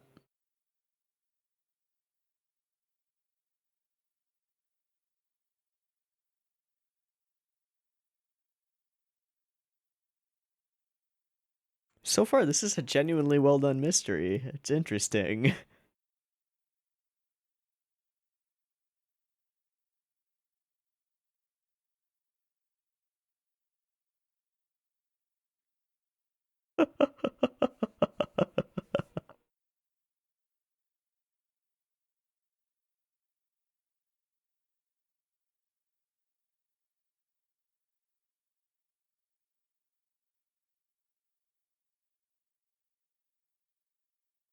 A clue.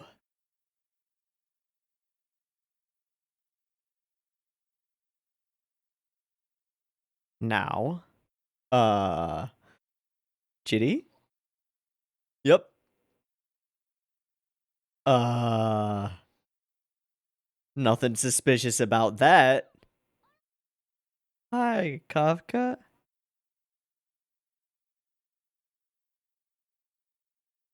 Oh, okay. That's normal.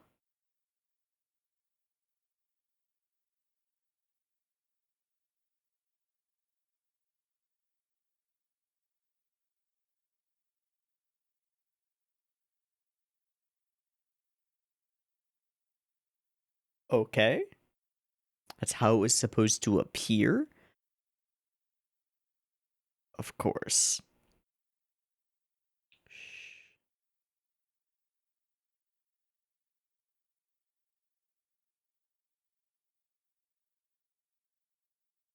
Truly.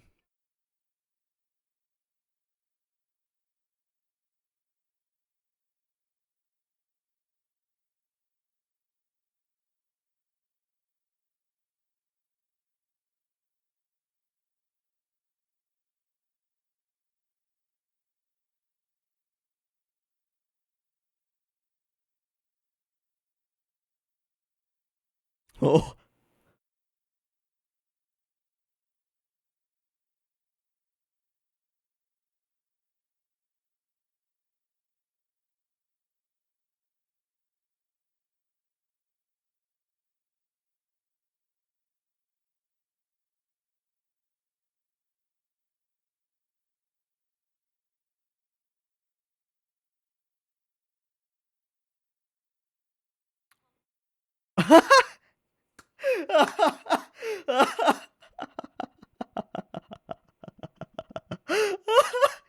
Oh, the lance.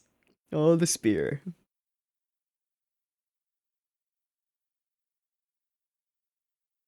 The first angel.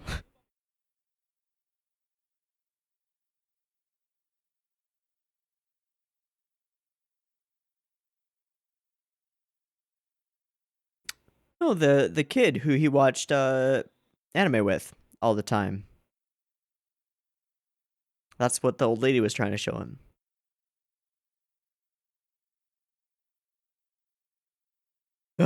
Super fast. Okay.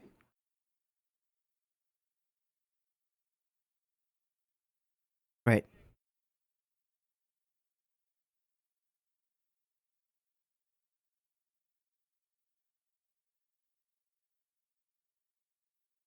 Sure. Oh, no hair. Nobody notices him.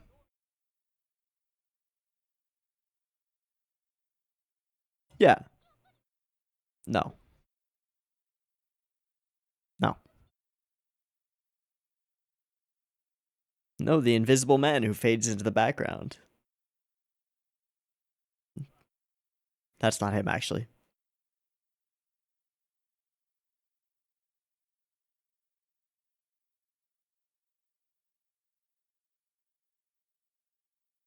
Hey.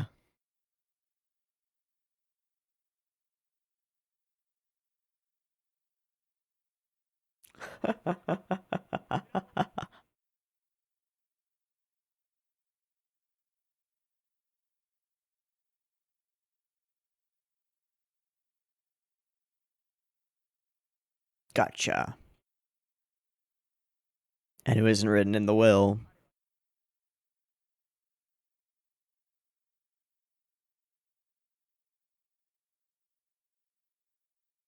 Okay.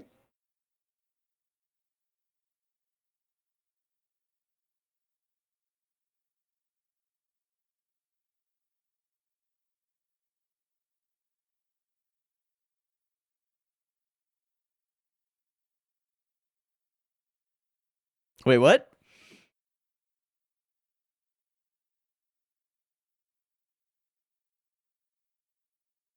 Wait, what?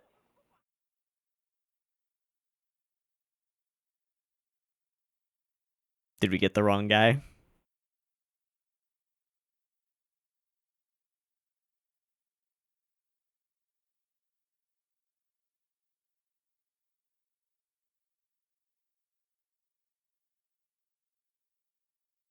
Are they now?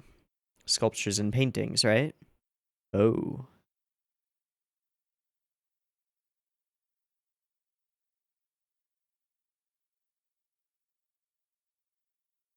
What if another one?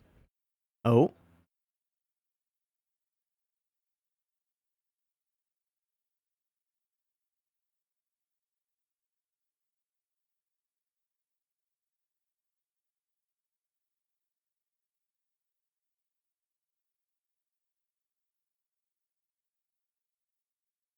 Ritual? After Ava. Making sculptures out of themselves?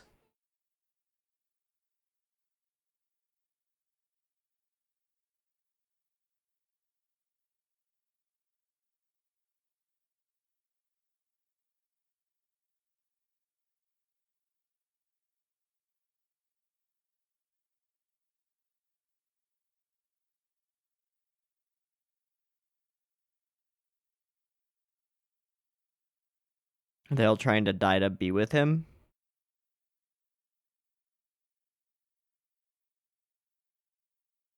Hmm.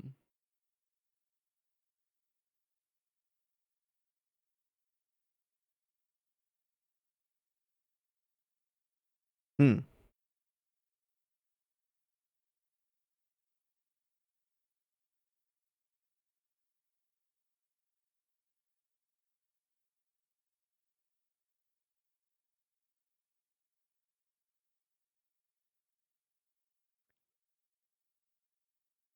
All right.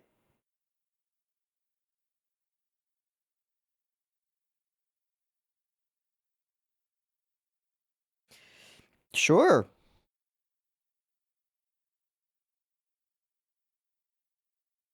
Uh-oh. Uh-oh.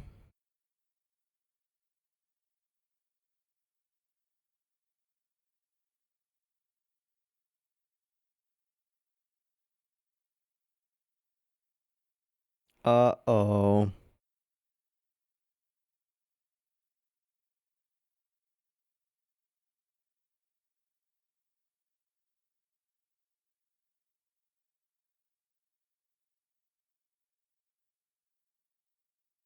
Damn right. Oh, that candle.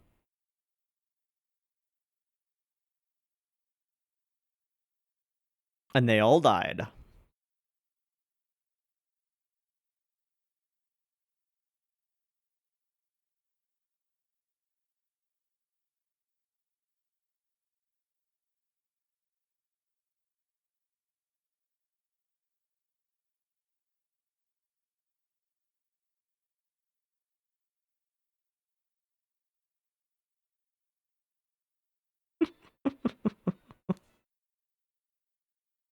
It's a different train.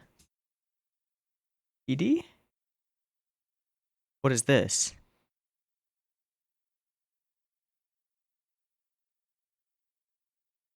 Oh.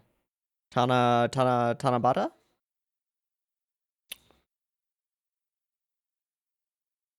How? Wow, that felt like a full episode. It felt like a movie.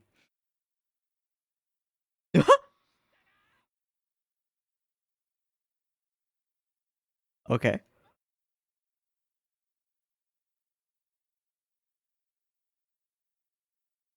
Gee.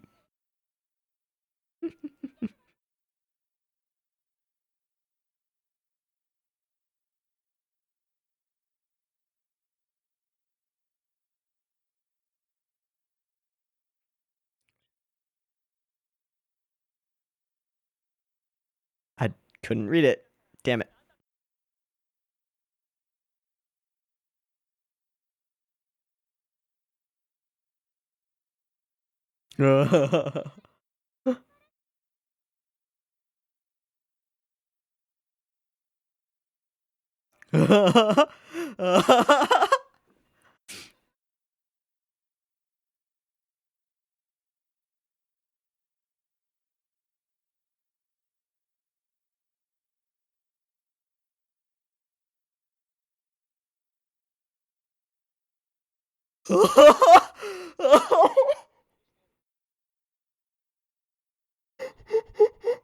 Hey, that is a very, very, very, very short kimono.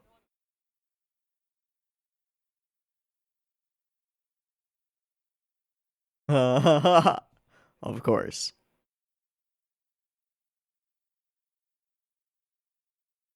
Hmm.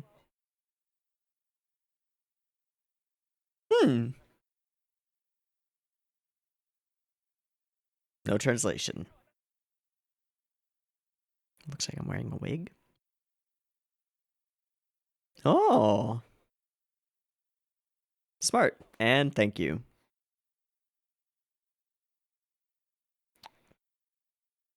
It's gotta be just precise.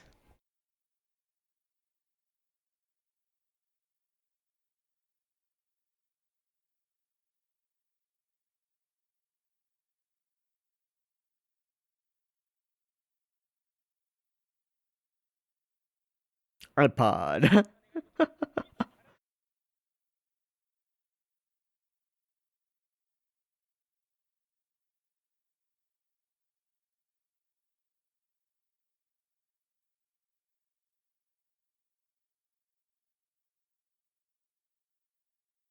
Oh, hi.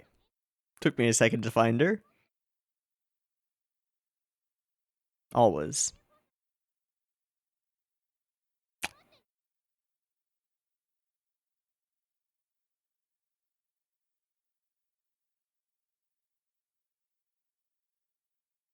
It's an interesting perspective.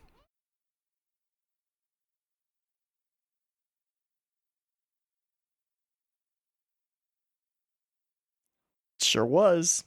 Always.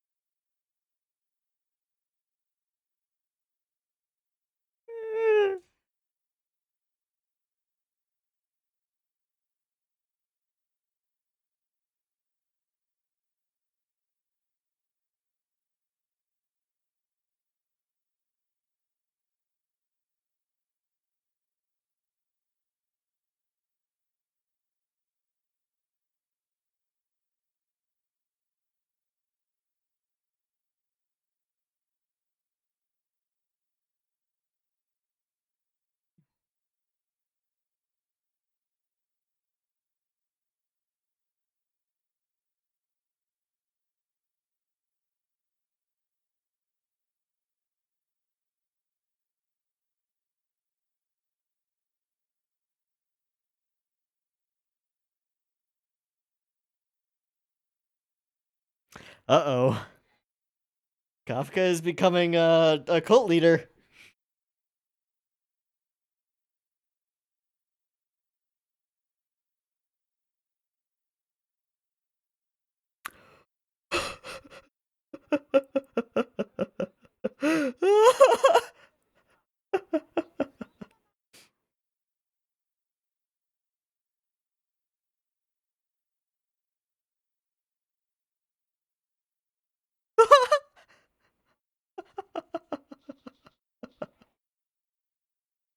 Wow.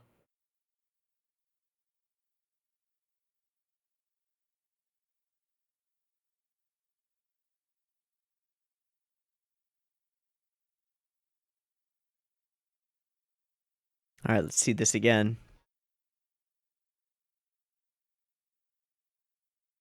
What is that ring?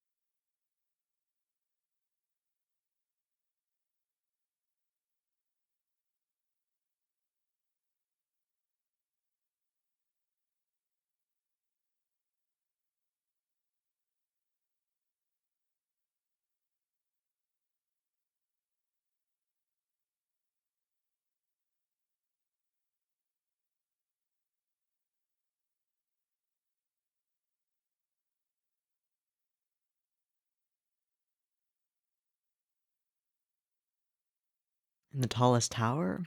Or in the highest window? Hmm.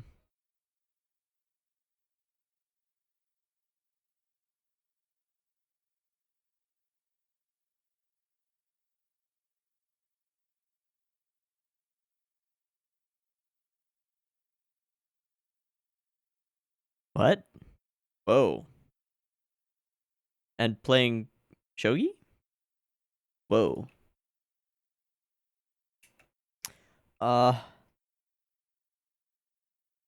Hmm. I'm curious who this was. I'm gonna look at the end card part of the rewatch thread, and that's it. Again. Up. That's the last episode. Episode 11. Uh. Yokusaru Shibata. Airmaster, original creator, as well as Zangard? Kaiten 1? Okay, cool. Nothing that I've really read. And 81 Diver. Nothing that I've really read. Cool. Uh, okay. So, Toho start into very distinct stylistically. Like, obviously the characters for the most part are drawn the same, but there's this like faded out quality to all of the art and almost more detail in a lot of these still frames of the city than you usually see. But these are all establishing shots, right? And then we get the crooked sign and the phone call, and this is what made me think detective-y thing because phone call at the office to start everything off makes sense, and we already have this like muted color palette noir-y type aesthetic, although it's like a bright noir with a lot more of blown out lighting than anything else. And then he's got dandruff, I don't know. And then okay, the voice that we get from Kafka here is a different voice than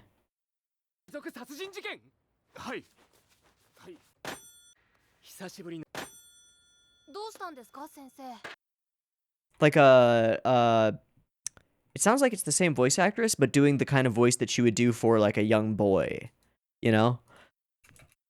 The way that's often done. And we get these scenes, more establishing shots, get on the train, and then we go into an extended credit roll with nothing else but the music and just all credits, no OP. And then we see the culprits on our way there. And immediately it's like a classic-y, horror-y, not horror-y, detective-y story. And it kind of takes itself seriously. And it's one of the first times that Zetsubou Sensei has really like taken itself seriously. And then it devolves into self-parody later, but interesting. It sucks that these cards aren't all translated because I don't know what they say. And then showing things with scan lines as though they're video footage. All of the characters in their black for mourning, you would assume. But it's not Itoshiki that's dead. He has died. it's the mystery is, yeah, there's no doubt about that. He lost his life to a chronic illness. Fair enough. Maybe despair. Mr. Scream. And the culprit is a complete phantom. The will presented a problem. All of them, including Manami and Mayo and people who have been later additions to the cast, start this yelling at each other and just devolving into characters yelling at each other is perfect. And then we find her goal. What does it mean to write a goal down? I don't know. And then the video collection, which is the main hint and the main clue. And then the classic red herring-y scene where these two girls go out and start stabbing something. Oh god, it's murder. Nope. It's chicken. It's a bird. It's a game fowl. We have a conversation, models for paintings and sculptures. We're fed all of the information that we need to, but in ways that doesn't make it terribly suspicious. And yeah, you're a romantic. And then we come here, we have ourselves a big ol' Ava reference with the spear, and it's Lilith that's meant to be down there, right? Okay, I don't know what these other ones are. I don't know what these are, reference-wise. Maybe the trivia will reveal that. But let's skim through a little bit more before we get to that. Yeah, as if the murderer was invisible, which immediately makes me think, okay, it's the guy we know is invisible. Perfect. It's not you. And he is not the murderer. They are the murderers. They are killing each other over love for Itoshiki, which makes perfect sense. We come down here to this horrible land of weird scenes. So you meant it wasn't the version Mystery Itoshiki preferred, right? And what are these of? I don't know. I assume these are meant to be scenes from some specific manga or anime, some specific anime, but I don't recognize them. So we'll have to figure it out. And then they go, yeah, we get some of the sculpture and art. And that was our despair. Simply an excuse. The knives come out. The fleeing begins. The candle falls over. We get the fastest I'm in despair. It almost, the I'm in despair section almost has like a what would you call it? A franticness to it. The beats are faster than they usually are. Boosh! And away we go. I thought that was going to be the end of the episode. And it's not. Tanabata. Unfortunately, all of the wishes that are put up are not translated. So I just have to go off of context clues to know what they are. Oh my god, putting up people's exam or applications, that's the worst. Kafka, that's horrible. But she doesn't know better. Just the idea of that is maybe, to me, like the hottest of Kaide's panty shots, period. I don't know why, but that works for me. That works for me. Yeah, wishes to come through in their current lifetime, so you can make wishes for your next lifetime. It's an interesting perspective given. I really like this frame a lot. This is really, really cool looking. Yeah. Yeah. Really cool looking. I have no idea what that is. And then bamboo for the next lives. All of these cutouts of people and Kafka becoming a cult leader, and he hangs himself up as a wish. And I don't know what kanji that's supposed to be. Okay. Let's go to the trivia, because I'm sure that there are things here that I'm not getting. In fact, I hope that there are explanations of the different deaths. Did I lose the ANN trivia thread? ANN, Zoku Sayonara. Yeah, trivia. Episode 11. The scene where Kaede was attached to a cross and stabbed by a spear is an obvious reference to Evangelion. The spear used is the Spear of Longinus, which is also from Eva. Yep. Detective makes the observation that all the various deaths occurring around the mansion also occurred in different anime. The death involving the juice box and the message goal was a reference to air. Huh. And the person hung on the cross with a lance holding them in place it was definitely a reference to Evangelion. It doesn't, the ones that I don't get are the ones that I don't get are the ones where the person was encased in ice, and the person who was like this and like dead and had like wings. I don't know. Is that what's the What's the one where they die and become angels? I don't know. I don't remember. Okay, that's all that's there. For the Reddit rewatch thread, there's the end card, got it. The detective parody makes reference to Kosuke Kindaichi, Japan's own Sherlock Holmes with a dandruff problem? So that's why the dandruff thing. A fictional Japanese detective created by Seiichi Yokomizo, a renowned mystery novelist. His first case, the Honjin murder case, is the novel of a locked room murder in an old family, which many people regard as one of Japan's best detective novels.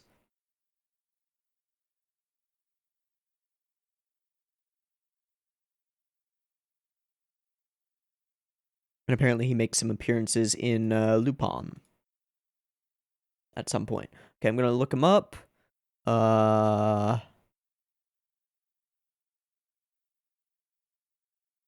Most famous detective in Japan.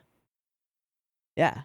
And then there's an anime, I guess. No, there's a manga mystery series based on the crime-solving adventures of a high school student, Hajime Kindaichi, who's meant to be his grandson. Cool. Got it. Okay, that makes sense. Nothing that I could find about him having a dandruff problem, but okay, I guess.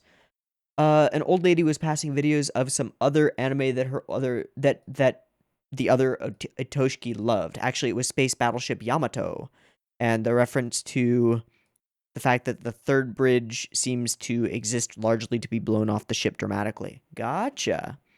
Spotted references so far: Meru's death, Monami's death, Kaede's death. Yeah, but what were they? I don't know. The Hanging Wishes. Yeah. The Tanabata Festival, the wishes that they actually used.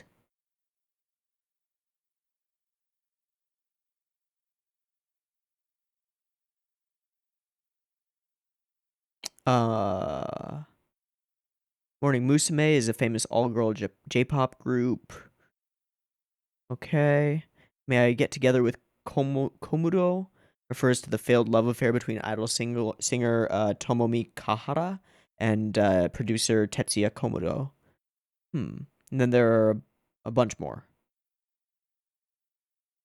There are a bunch more. Okay. And then more. May I Practice Birth Control refers to Shido Nakamura and Yoko Takeuchi, actors who met on the set of the movie Be With You in 2004. They had an affair. Yoko became pregnant. They were briefly married and divorced. Somebody blah blah blah. Somebody blah blah blah blah blah. Okay, there are a bunch. However, yeah, BDs are missing subs once again for all of the signs. Yep.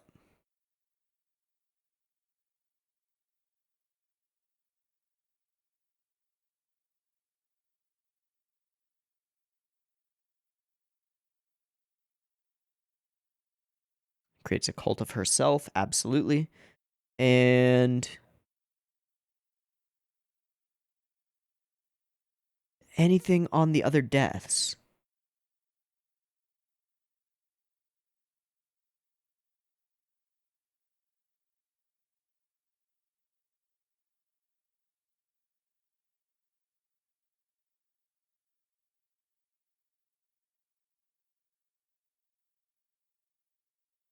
Nothing.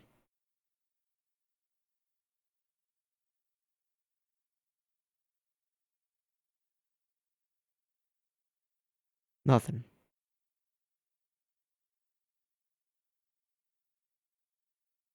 What were those deaths though? Anything on the previous rewatch thread?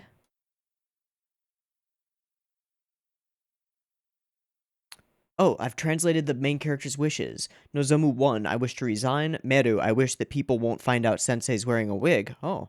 Kaede, accusation, reconciliation. Yep. Chiri, be accepted to Showa University's literature department at age 18, passed the English proficiency test grade 1, obtained knife sharpener's license, second place at TV. Yeah, she's just planning out her life. Married by 23, quit job after becoming pregnant and become a full time housewife, have 3 kids, boy, girl, girl, start part-time work at age 40, blah, blah, blah, blah, blah, blah, blah, blah, blah. Die peacefully of old age in the company of a loving family without having suffered major illness. Okay. Maria, I wish for all of humanity to be happy. Yikes. I wish for an iPod Nano. For Nami, totally normal. Nozomu 2 is isolation. Kitty 1 is I wish to become a pistachio in the next life. Kitty 2 is I wish to become a clam in the next life. And Maria learns the kanji for to hang visually from the way Nozomu was hanging. Got it. Got it.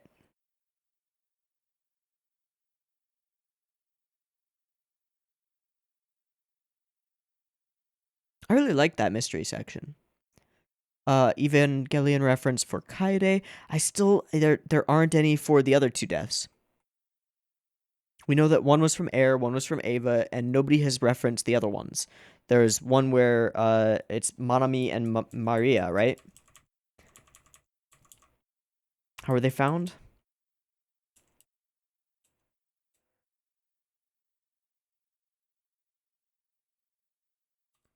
Yeah. Oh no, it's Meru and Maria. Meru, Maria deaths, Zoku Sayonara, episode 11. Ah, somebody asked. Meru.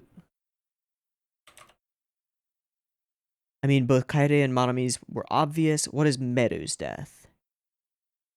Link is dead. Thanks.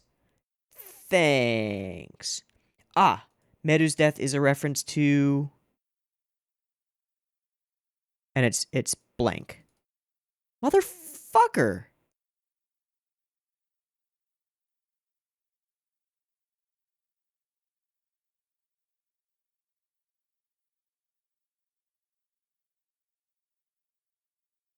Oh!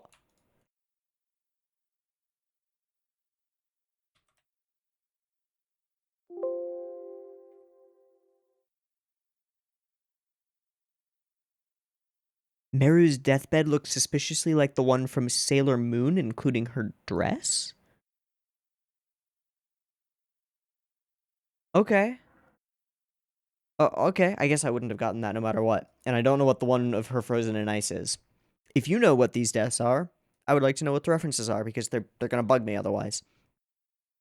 All in all, this was really interesting. This was like a well done, in my opinion, a pretty well done mystery segment that was pretty fun and had plenty of red herrings and good things going on here, and a pretty spooky and well done, spookily done ending sequence with them all coming to the reveal, the lights all going out, and then their faces all changing and becoming horrifying and pulling the knives out. Chidi changing the most to her normal self, or her normal murderous self when we see her murderous. And then everybody gets away, and then there's just like a goofy bit. This was a cool episode.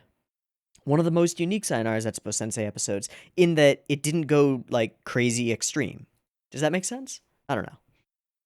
Anyway, I had a lot of fun with these 3 episodes today. These were a blast, and I enjoyed them a lot. I kind of hope you did too. If you do have information on any of the stuff that I missed or have asked about, then please share it. It'll be cool. Yeah. Love the new ED. There's a new ED. Crazy. And I really like these 3 episodes. 2 really classic Sayonara Zetsubou Sensei episodes that weren't too crazy, but did get pretty meta. And then this one, which was unique, to say the least. All in all, a good time. So, next week we will be finishing up Zoku Sayonara, and then the week after that, I assume we will move on to San Sayonara. Cool. Wrap up. I've been Teeaboo. This has been Zoku Sayonara Zetsubou Sensei, episodes 9, 10, and 11. I hope you've enjoyed them as much as I have, and I hope to catch you next week when we watch some more and finish up this season. See you there. Peace.